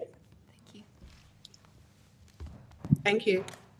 No worries. Thank you.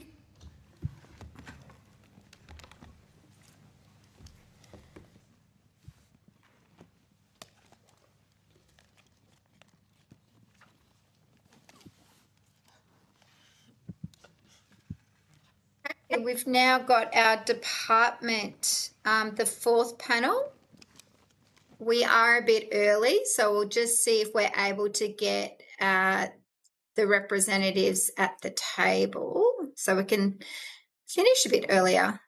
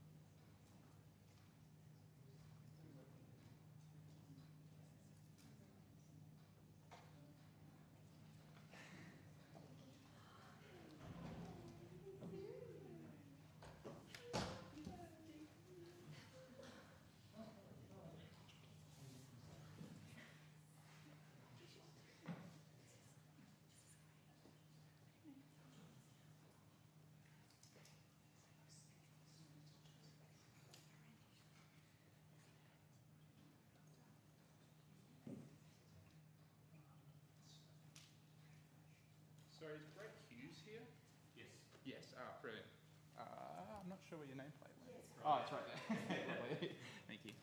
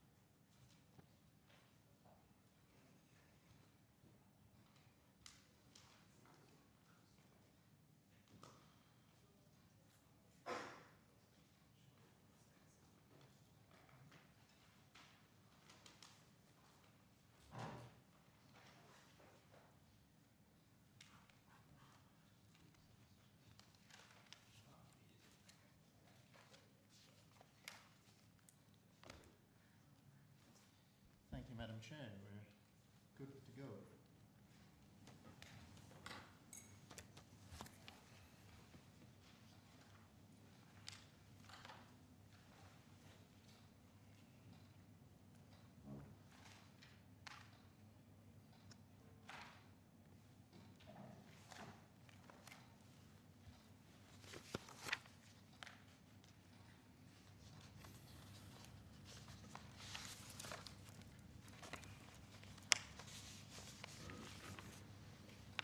Okay, I think we're just waiting on one more witness to join us. Thank you so much, everybody, for being available to join us a bit earlier this afternoon.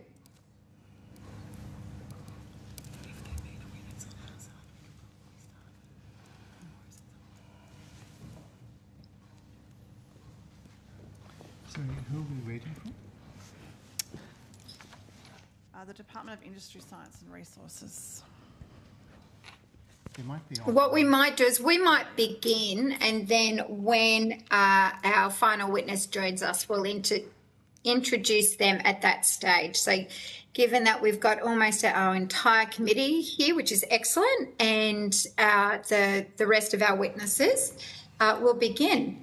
I'd now like to welcome representatives of the Department of Foreign Affairs and Trade, Department of Industry, we'll get to them in a moment, Department of Agriculture, Fisheries and Forestry, and Australian Border Force to give evidence today.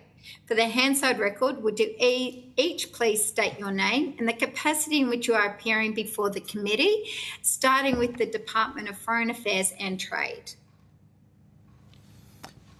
Thank you, Madam Chair. We have a number of colleagues, as you can imagine, involved in the negotiations. What we might recommend in the interest of time is maybe the colleagues at the table introduce themselves, and also colleagues online from individual agencies. And then when we have colleagues who come to the table, maybe to answer a question, they should make sure that for the Hansard record, they introduce themselves. Is that acceptable to you, Madam Chair? That is perfect. Thank you very much for your organisation. Thank you very much. I think the proof will be in whether we answer the questions you have for us. Madam Chair, my name is Ravi Kevaram, and I head up the Free Trade Agreement and Stakeholder Engagement Division in the Department of Foreign Affairs and Trade. I have the privilege of having had the grand title of Chief Negotiator for this FTA. Good afternoon. My name is Gemma Huggins. I'm the Assistant Secretary of the Middle East branch in the Department of Foreign Affairs and Trade. Hello, my name's Jessica Allen. I'm Director of FTA Services and Deputy Chief Negotiator. Hello, I'm Brett Hughes. I'm Director in the Trade and International Division of the Department of Agriculture, Fisheries and Forestry.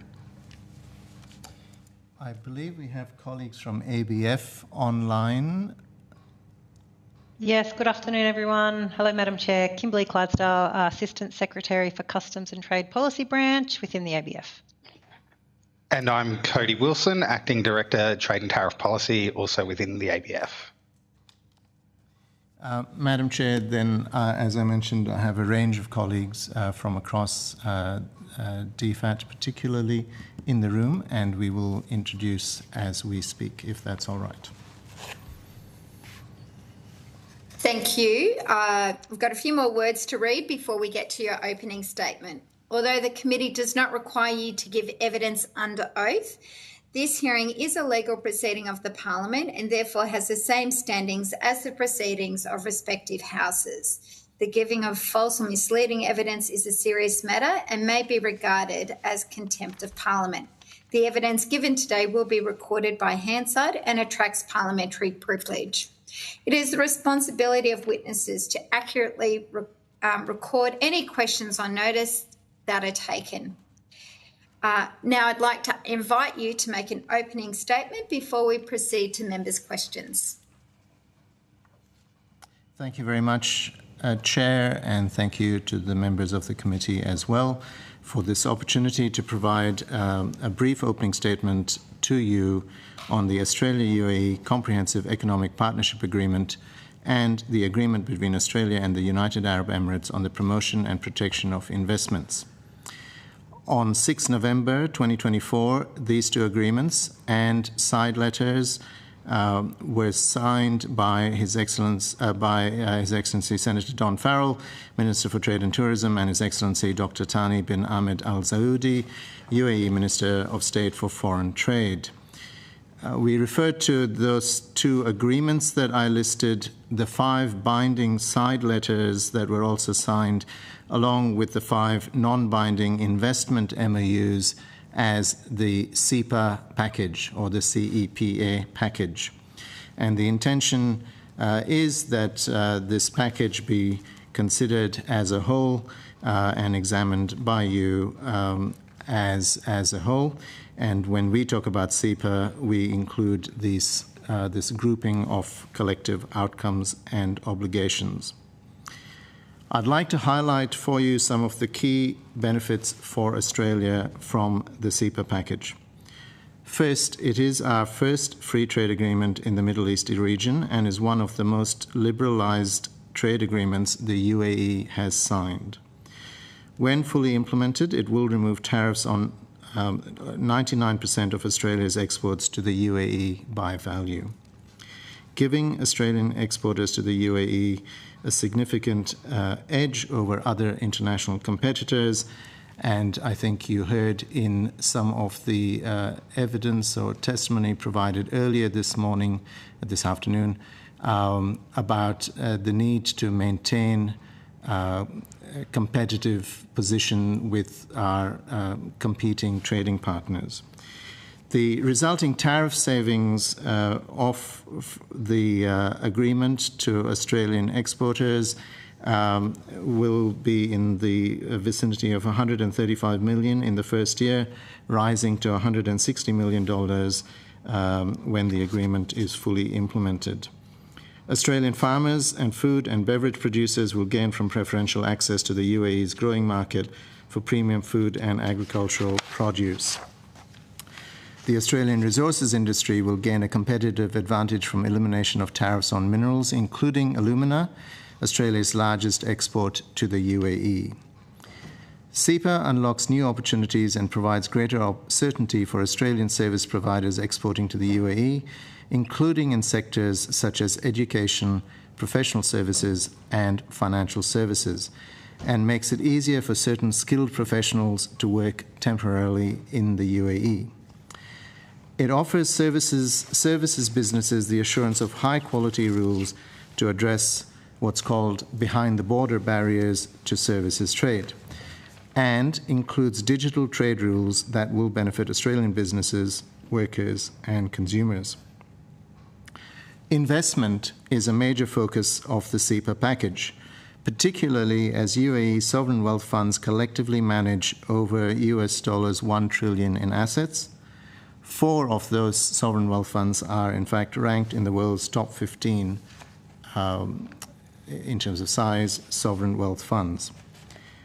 CEPA puts in place high-level arrangements to facilitate UAE investment into Australia in priority sectors, including projects that support Australia's clean energy transition and future Made in Australia objectives.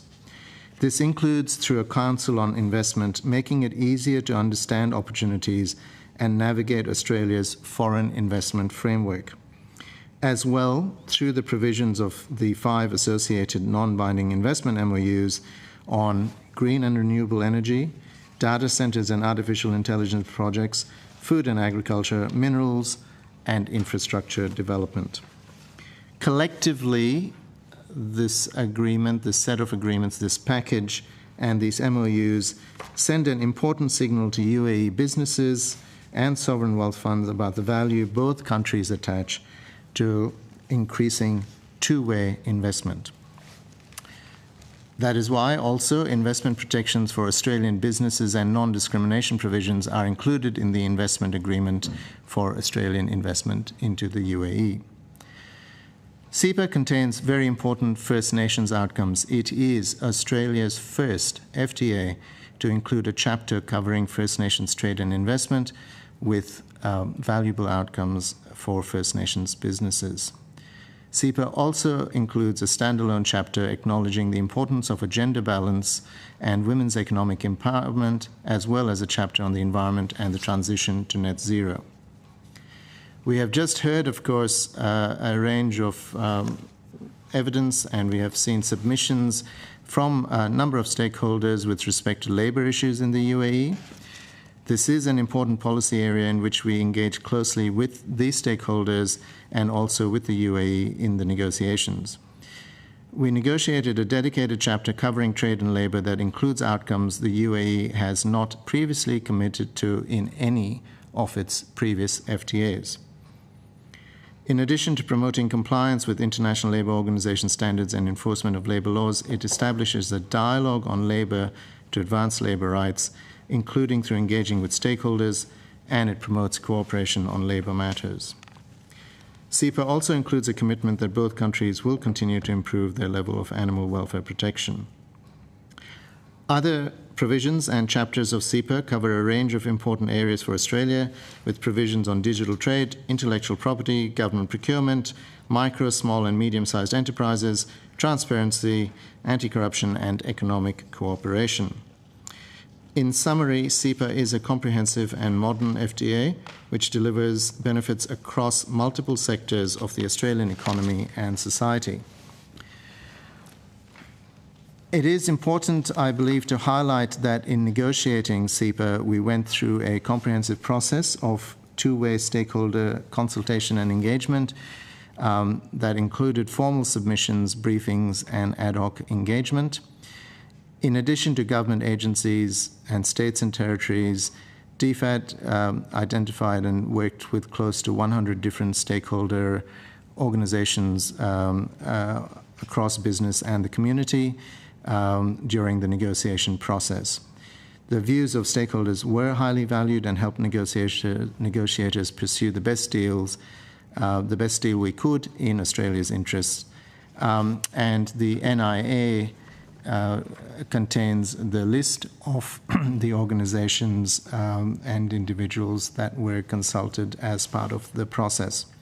And of course, submissions to the consultation process, other than where they are commercial in confidence, are on the DFAT website. So one final thank you, Chair and committee members, is to the team across DFAT, across the Commonwealth, as represented here by a number of agencies, across states and territories, as I mentioned, the Australian Embassy in Abu Dhabi, our Consulate General in Dubai, a real team effort working closely with the stakeholders to deliver Australia's, if ratified, if approved by you, Australia's 19th FTA. Thank you again for the opportunity to present here today. Thank you very much. And I know that a number of committee members have quite a large number, like a very, I guess, diverse range of questions that people are seeking to ask. Before I jump in, I was just going to go to the Deputy Chair just to see if he had any questions at this stage, or to the member for Nichols.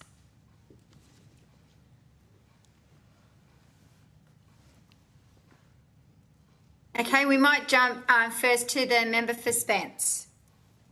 Thank you, Chair, and thank you all for providing evidence today.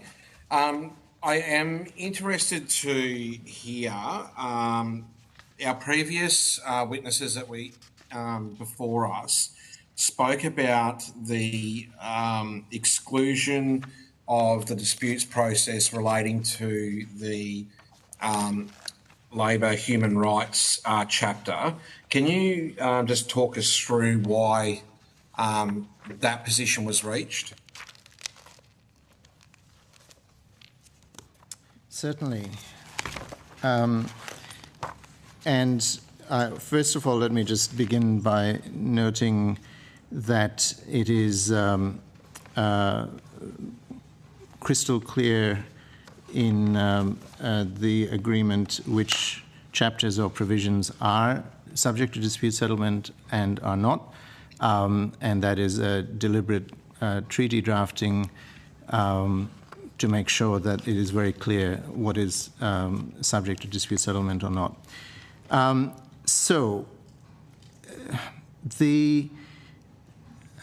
I think Madam Chair actually put the question earlier in the context of how, Madam Chair, forgive me if I'm putting words in your mouth, but you sort of describe traditional FTAs as being, goods and services and investment, and then you talked about other chapters. So the modern Australian FTA template, for want of a better word, has evolved a fair bit from that, goods, services, and investment focus, and has moved on to a range of what are either called progressive chapters, or the trade and chapters, or cooperative chapters, etc. That is us. But it is not necessarily a practice that all of our trading partners carry out in the FTA space. And certainly for the UAE, there were a number of these chapters where they were very open to the content and the discussion, but they were not persuaded that these needed to be in an FTA, and they were willing to sort of take the journey with us on how we do FTAs, but it was a very very carefully negotiated outcome, and part of the negotiations was a willingness to take on the issue, put it in what is a legally binding treaty, but not to have that subject to dispute settlement. The focus of a range of those cooperation chapters is what I would call very practical-oriented interaction, rather than trying to make it a kind of, thou shalt do something, and if you don't, you will be penalized. And so there is an element of wanting to explore together, wanting to learn together, wanting to build together, and to do that without a sort of legally binding stick type approach. So that's the macro in the UAE context. And if I may just add another perspective on this, we have, the evolution of Australian trade policy over, say, 41, 42 years since we put CER into place, is very much to include these cooperative chapters, as I say. But for a long time, we were very suspicious that these trade and chapters or provisions might be used as protectionist tools against us. And so it's quite an interesting moment, I guess, when you look back on our journey as a nation and the agreements we've negotiated on, under governments of multiple parties, multiple governments. There has been this real evolution, but it's not in all our instances on FTAs where we have these sorts of chapters that they are subject to legally binding either. It is a negotiated outcome, FTA by FTA. Thank you for that in-depth response. I am interested. So what you're saying over the last 42 years through the evolution, that there has been some of these cooperative chapters included in some of our FTAs, and they have helped shift the dialogue to stronger wording in future agreements or iterations of agreements. Is that a fair thing to say? And that this essentially forms a starting point with the relationship as far as a trade agreement with the UAE? Correct. What I would just clarify is that I wasn't suggesting that a provision will lead to a changed provision in the future. What I was suggesting or submitting really is that a provision that enables that dialogue and conversation, that conversation leads to action and outcome and, the sort of things that we want to see and that partnership building. Okay. And in some instances, through reviews and all of that, it might lead to a different text as well. But that's, an addition. No, but you've got to be having dialogue to be able to shift the dial. Start, yes. Just my last question for now. So the national interest analysis highlights multiple industries that would benefit from ratifying CEPA. Are there any that will be negatively impacted?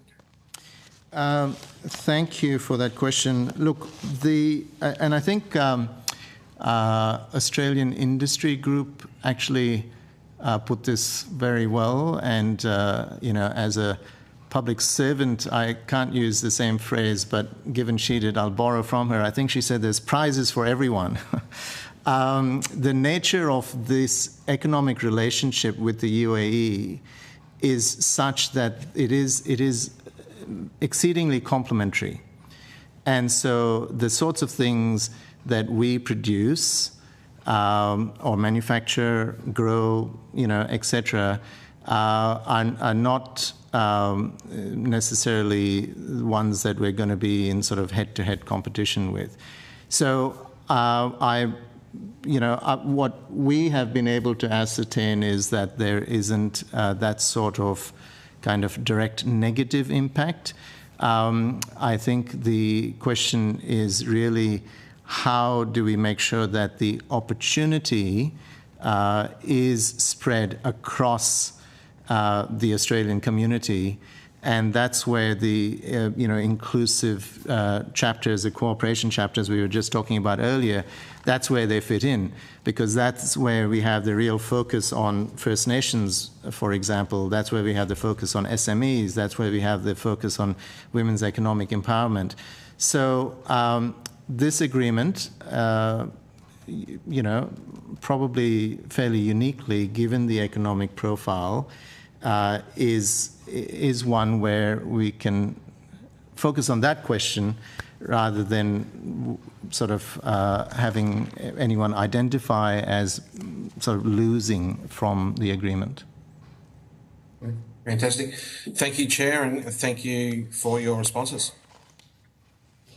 Thank you, Member for Spence, and my apologies to our other presenters today who have joined this panel. I just wanted to take a moment to see if the other departments or Australian Border Force also had an opening statement. Did representatives of Industry, Science and Resources wish to make an open statement, or Agriculture, Forestries and Fisheries or Australian Border Force?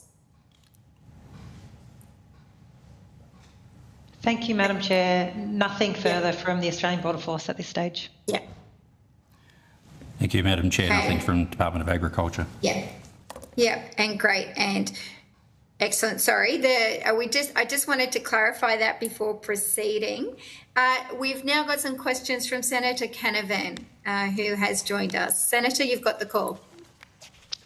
Thank you very much, Chair, and thank you all for appearing. I just wanted to go back to where we started today, if you may have been tuning in, around the animal welfare chapter in the agreement. There were some concerns raised from some agricultural representatives about that. Can I just start, though, by asking what does this chapter do? What are its benefits and why has it been included in the agreement? Certainly, Senator. Thank you for your question.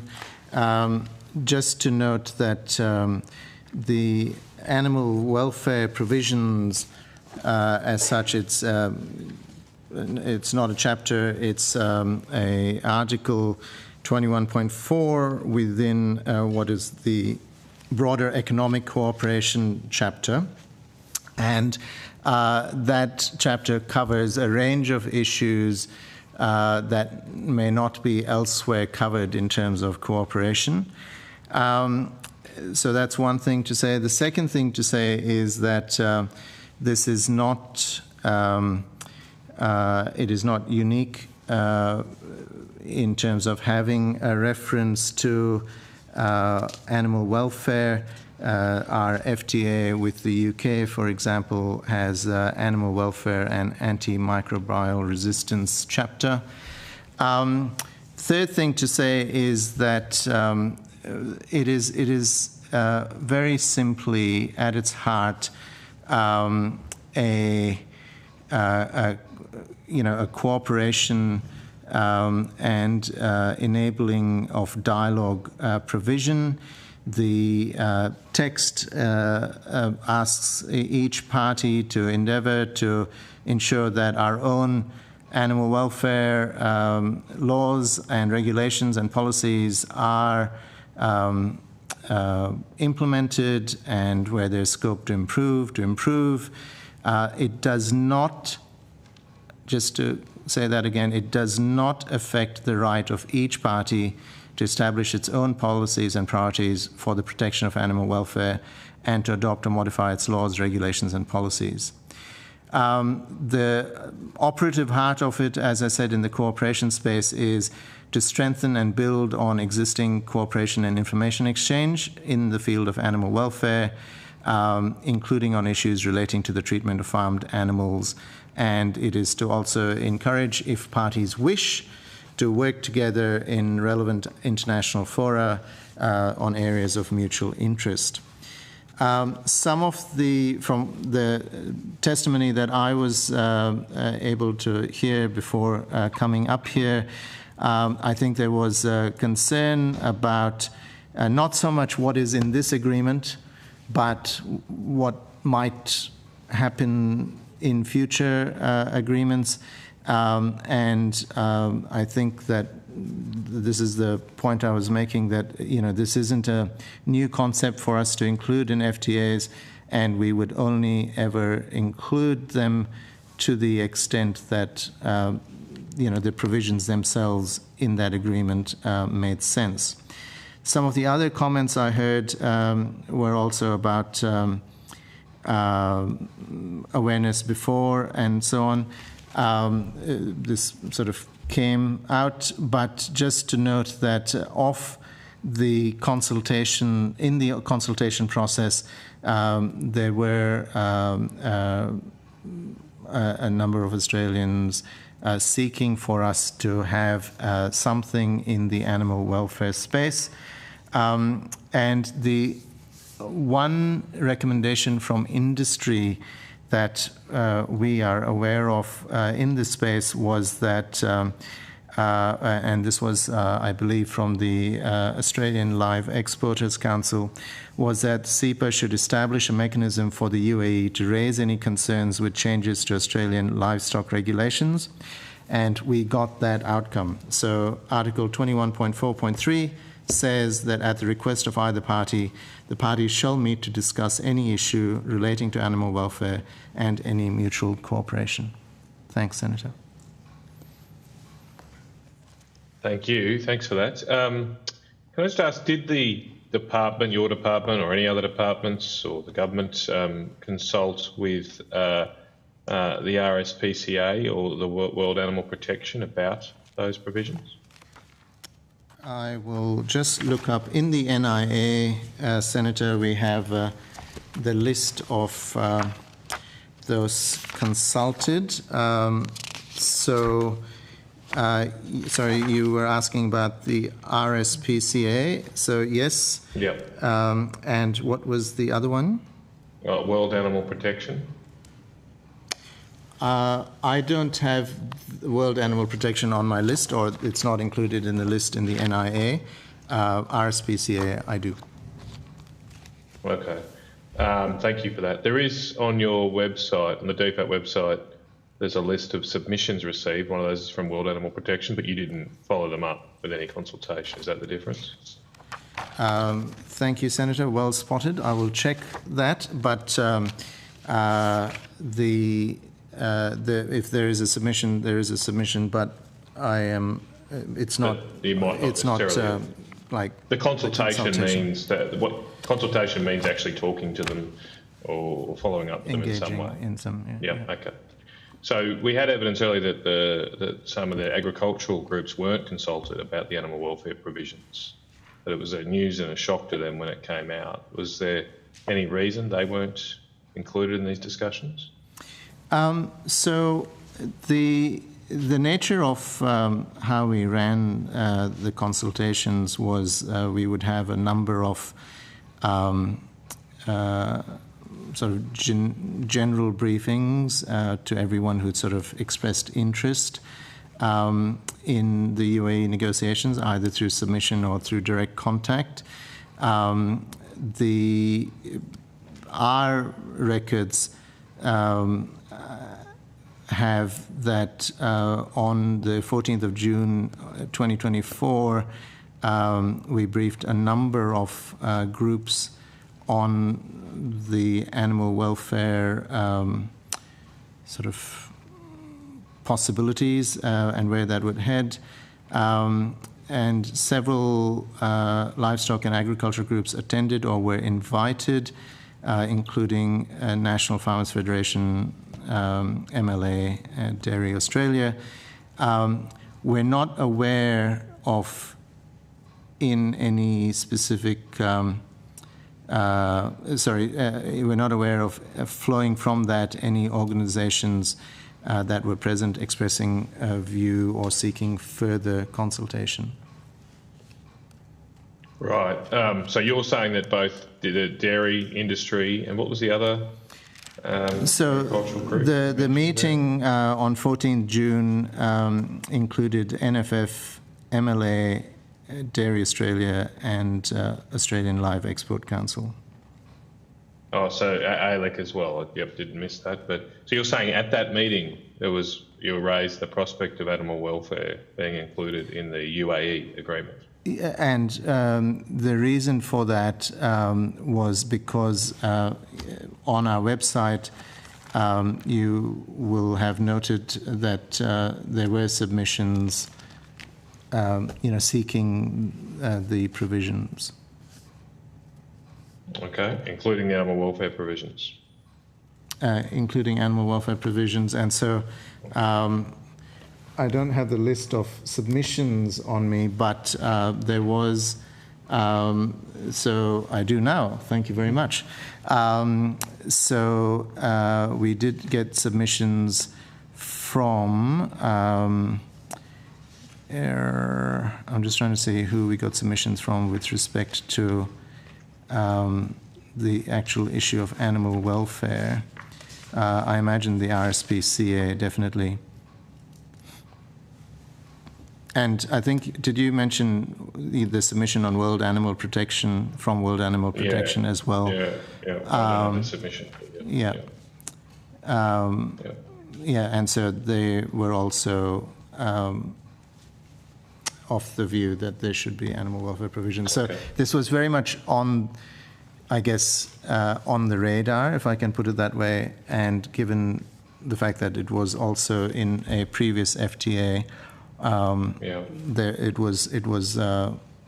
I'm not trying to profess that it was sort of, hours of discussion, but it was part of the discussion. Well, we obviously have two different versions of events, so we might follow up with the early witnesses to see the situation there, ask them to have a look at the Hansard, but that's your evidence, so that's fine. And Senator, sorry, if I may. You can add to it. I'm just moving on though. But Okay, no, I just wanted to say to you that we have, the list I read out to you was attendance or invited, and what we will try and do if we have the technical records is to just, confirm who was actually there. So I'm not trying to be contrary to the evidence that was provided before.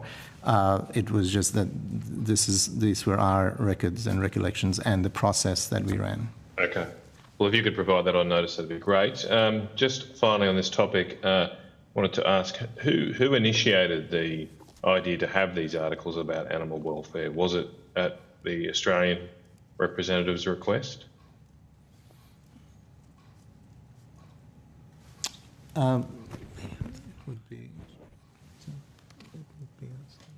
No, I'm pretty sure it would be us. It was us. Okay, would have thought so. Yep, thank you. And look, just one other topic I raised earlier. There's apparently some provisions about Indigenous or First Nations people, I think, is what is referred. What are they intending to do? Okay, thank you for the question, Senator. So the First Nations chapter is something that is kind of really a very important symbol in of itself. I don't want to overstate it. I don't want to understate the importance of having a chapter like this in an FTA. It is,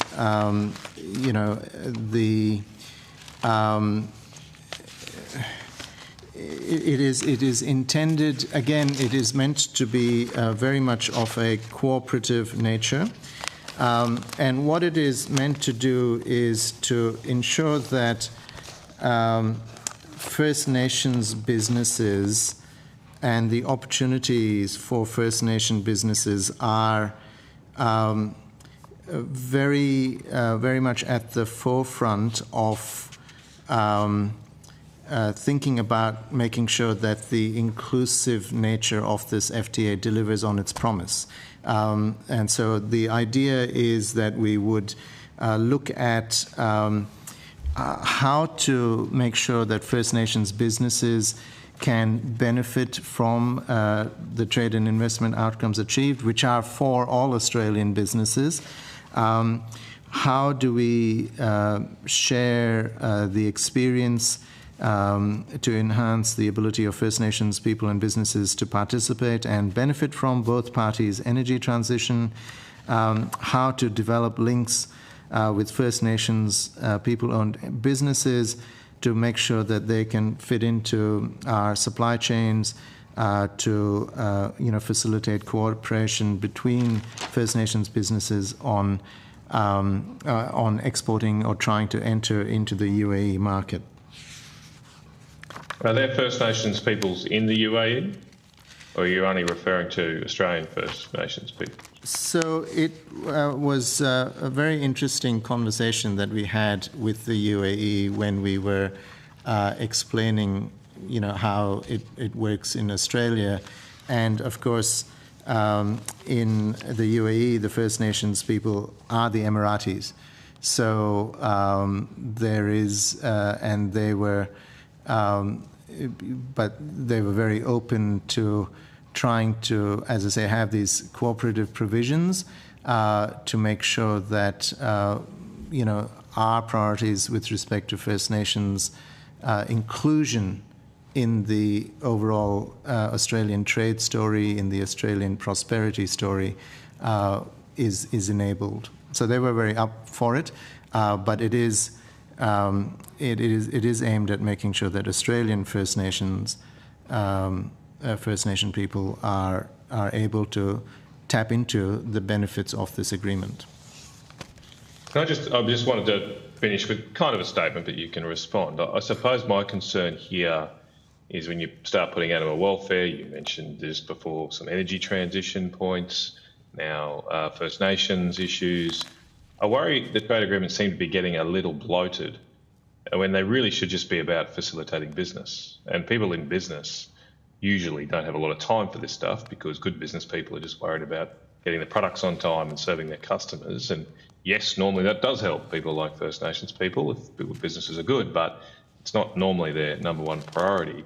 I'm just worried that the trade agreements now seem to be becoming about the priorities of Canberra and the bureaucracy, and they'll give rise to lots of meetings between officials, but will they actually generate business, which is their primary concern? Is there anyone looking at this issue that the trade agreements seem to be getting bigger and bigger and actually less effective over time?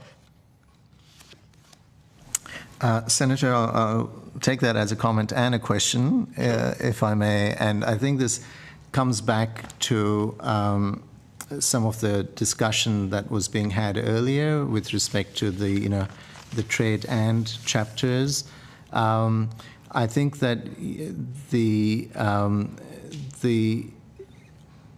focus of these chapters, which haven't necessarily always been in previous FTAs, is to build on and to ensure the benefits are spread across everybody who could potentially trade. And so in the First Nations chapter, for example, in the Women's Economic Empowerment chapter, the focus is very much on how do we make sure sectors of the community who haven't always sort of benefited from trade are are being thought about, are being facilitated to the extent possible through things like possibly business missions and so on.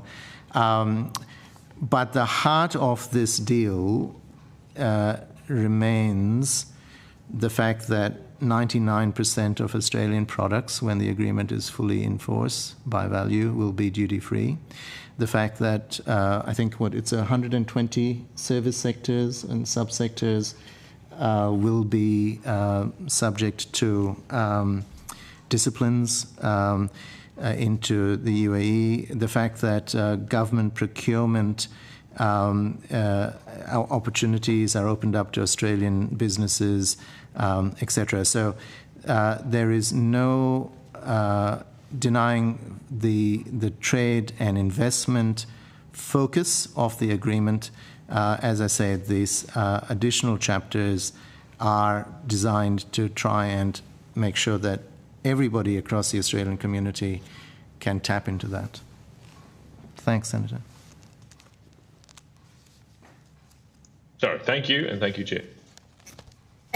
Great. I'll just checking to see other committee members who may have questions.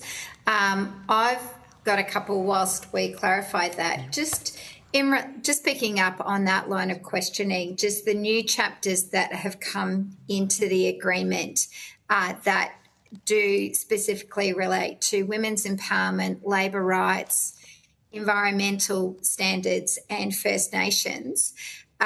Most of the conversation so far has been focused on sort of the other party to the agreement being compliant.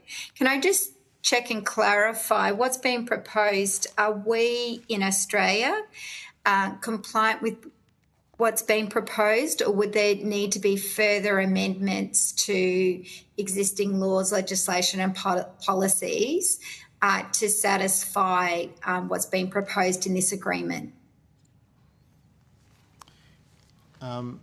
Madam Chair, in the NIA itself, I believe there is a list of the amendments that will be required subsequent to,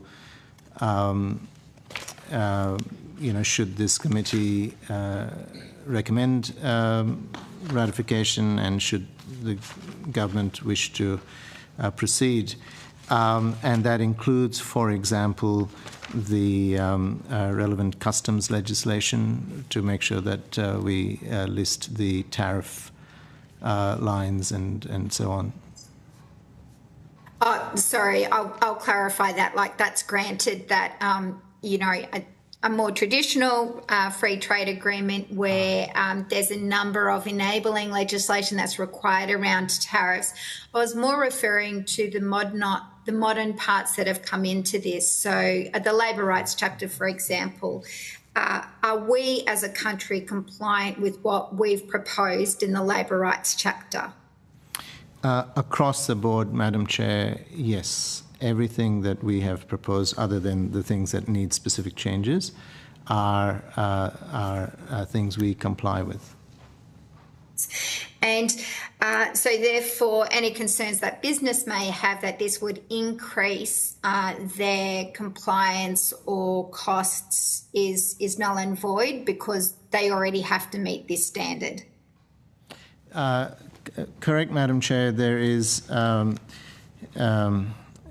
nothing in the UAE FTA that requires change to Australian legislation rules in these cooperative chapters. And furthermore, there is nothing in them that requires us to step back from our values as they relate to any of the subject matter of the agreement or more broadly.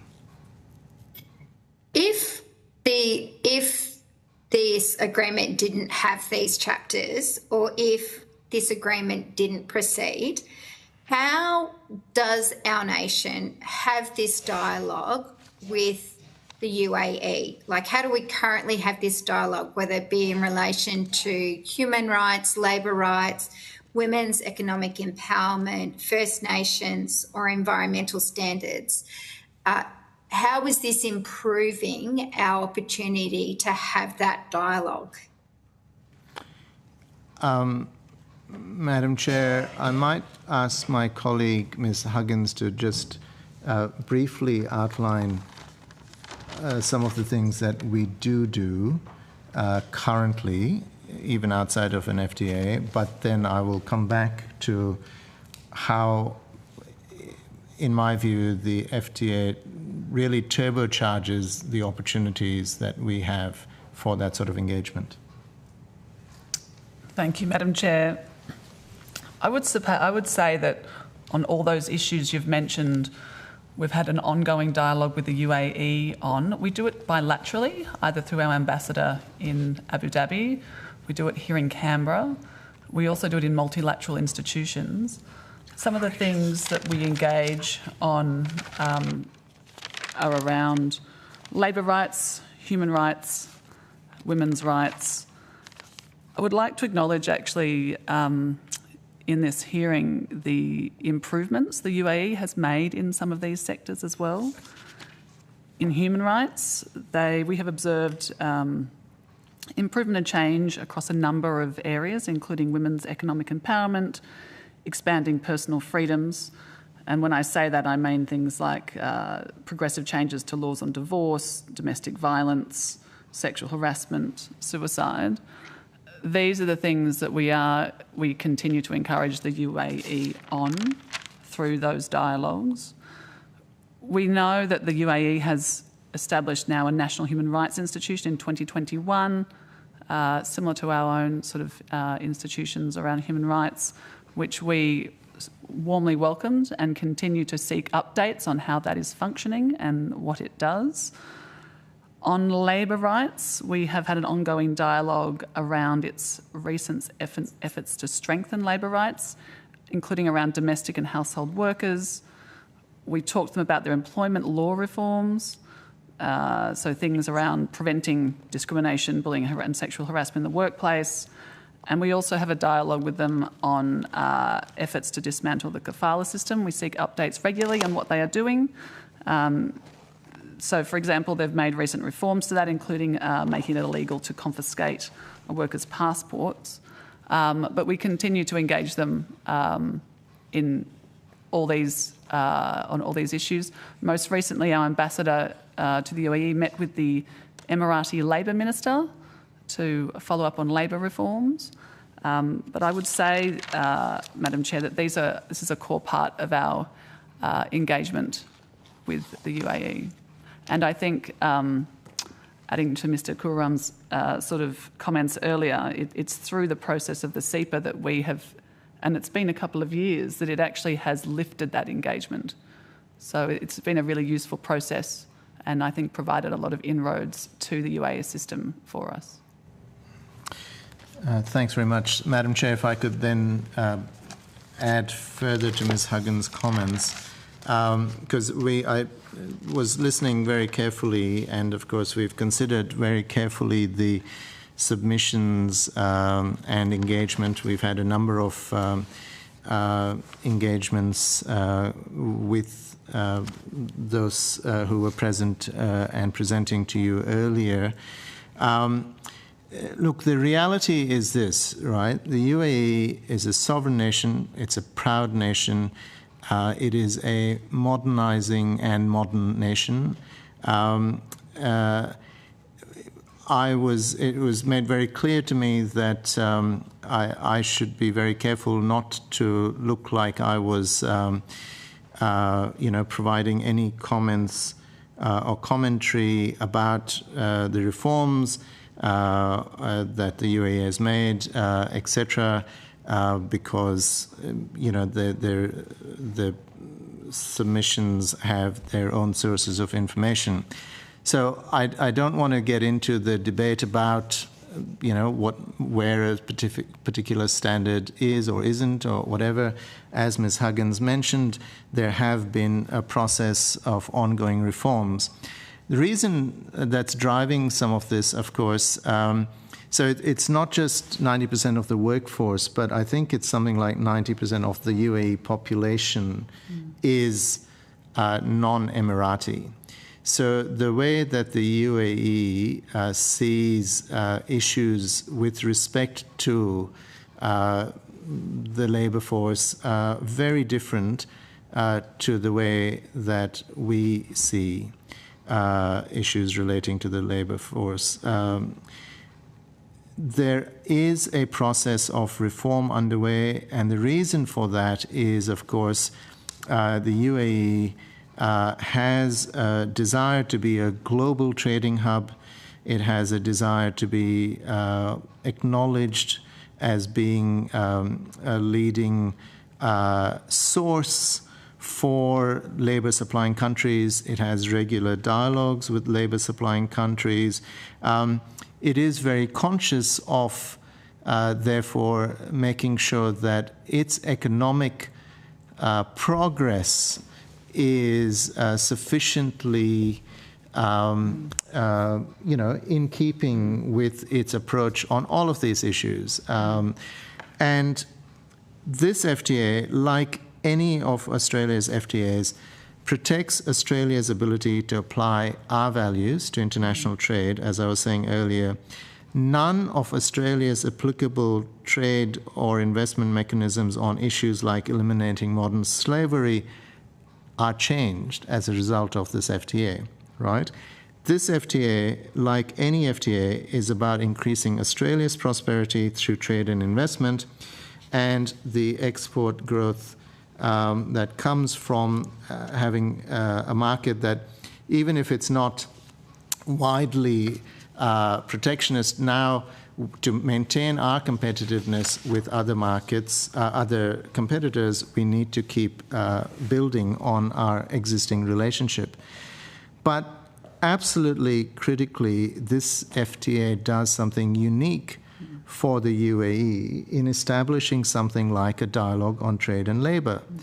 So, first of all, even the cut-through that we were able to achieve through this FTA process of acknowledging that these issues, which matter to the UAE, should be dealt with through a trade agreement. And I talked about our evolution. Well, the UAE is going through its own evolution on trying to figure out what these connections are. And one of the conversations I had with my colleagues on the UAE side was, look, we get what you're trying to do. We're just not sure why this has to be in a trade agreement. So I really do not want to lose sight of the value that having, these sorts of provisions and chapters in a binding international agreement. Yes, it's not legally like dispute settlement, but it's still a legal agreement between two sovereign nations. And that is really, I think, worth something if we want to be projecting our values. I will always back Australia's ability to persuade and to project our own values when we have a seat at the table. Ms. Huggins talked about the dialogues that we have or engagement that we have. We do not have a formal dialogue on labour, right? So it is part of this process of the FTA negotiations, which has really opened doors for us as a trusted partner that the UAE can go on its journey with on many of these issues. And if we don't have the FTA, we don't have that unique bilateral seat at the table. Thank you. If I can go to some questions, I guess, of the more traditional nature of free trade agreements and that sort of impact that it will have on Australian industry and business. And we did hear from some of the industries that believe that they'll benefit under this agreement and the growth opportunities that they have. Australian dairy, Australian small goods, meat and live export. And there are a number of others that we'll hear from next week that also believe they'll benefit, particularly in the agriculture sector. Can you talk us through the job opportunities or potentials under this agreement? With previous agreements, it's always been talked about in terms of sort of job creation. So I was just wondering if you could step us through quickly the growth potential that we would have in relation to this agreement for Australian industry and jobs. Look, thank you very much. So the released on the DFAT website is modelling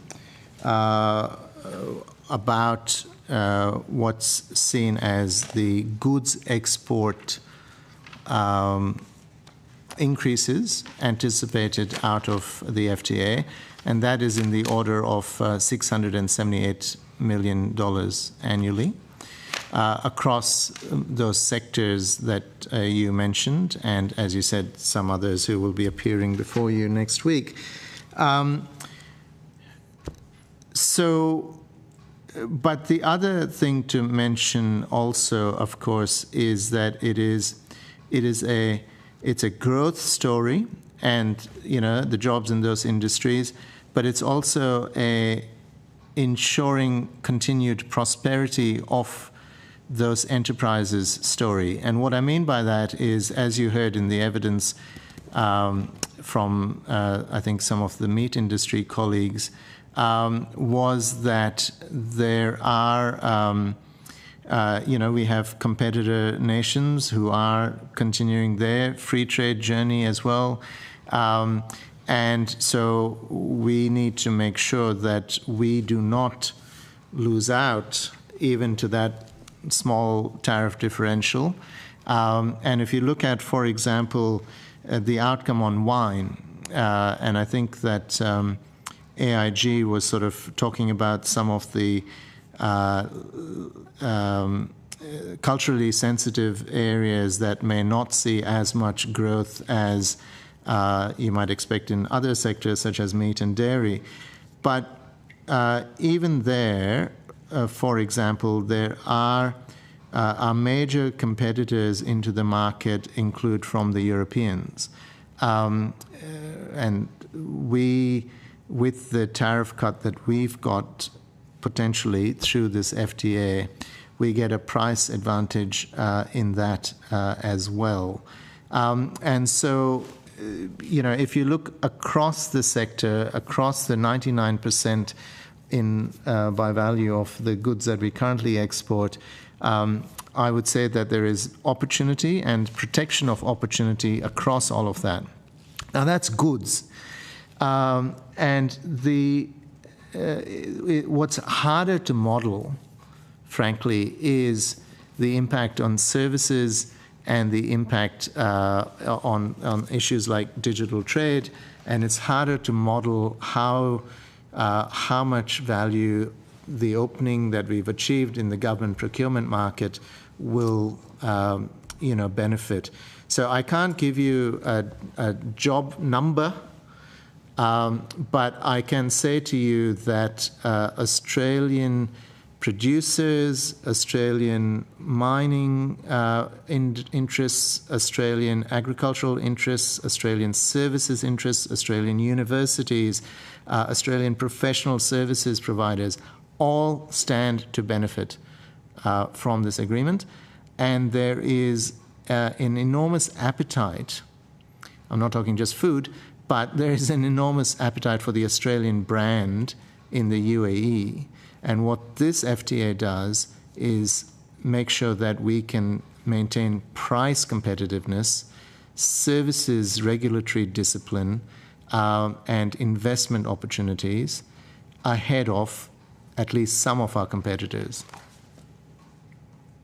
Okay, so just as a follow-up to that, one of the witnesses that we had said earlier that there's the analysis, the national interest analysis and the modelling that had been done couldn't really sort of point to any industries that might be exposed where there could be potential loss of business, loss of industry, loss of jobs.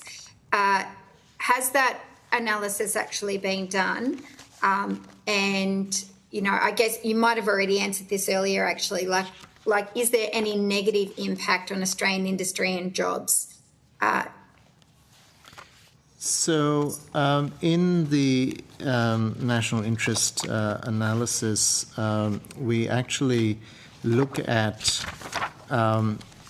sort of where there might be potential if one looked at, if you look purely at the macro level and kind of like, oh, we produce that, we're liberalizing that, et cetera, and therefore, but even there, the specifics of the things that we produce, for example, when it comes to car parts, the specifics of the things we produce and the specifics of the things that the UAE produces are not in head-to-head, contest. So, and it's not been raised with us about sort of a direct sort of negative adverse effect of anything like that. And the other thing is also there are already natural sort of price barriers, in terms of transportation costs and stuff like that, where the tariff isn't the main thing.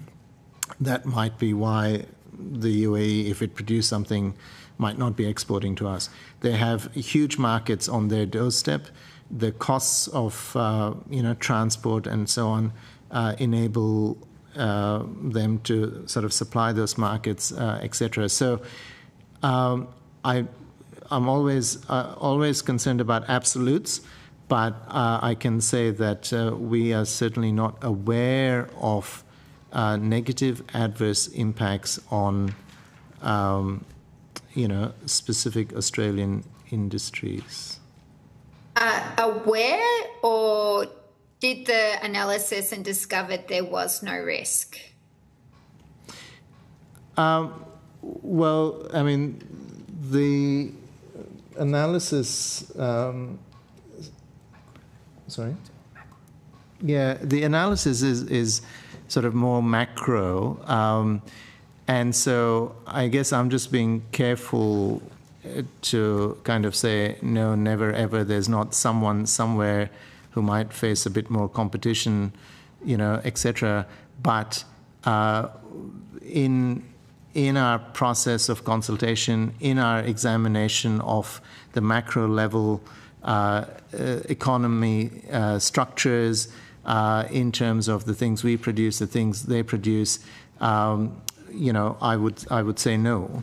But as I say, I'm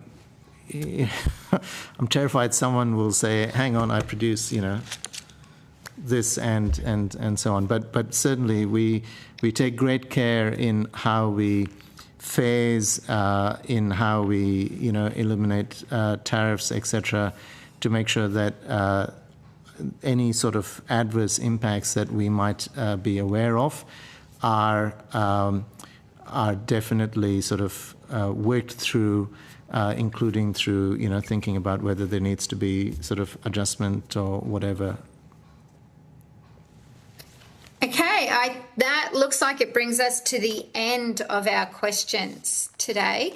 I'd like to thank you all for your attendance here today, and you will be sent a copy of the transcript of your evidence, and we'll have the opportunity to request corrections to any transcript errors. Please send through your responses to any questions taken on notice in this hearing to the Secretariat by close of business, the 7th of February 2025. I believe there were some questions from Senator Canavan. Just a couple of points of clarification. Yeah, great. Excellent. Well, thank you. And as you are the last witnesses for this hearing, I'd like to advise members that the scheduled meeting, our next scheduled meeting will be will be at 11 a.m. on the Monday, the 10th of February. That's the next private meeting. We are hoping to have another public hearing on this particular agreement on the 5th. We're just trying to confirm with witnesses who couldn't attend today if that date works for them. And on that note, I now declare this hearing closed. Thank you, everyone, for your time today. Thank you, ma'am.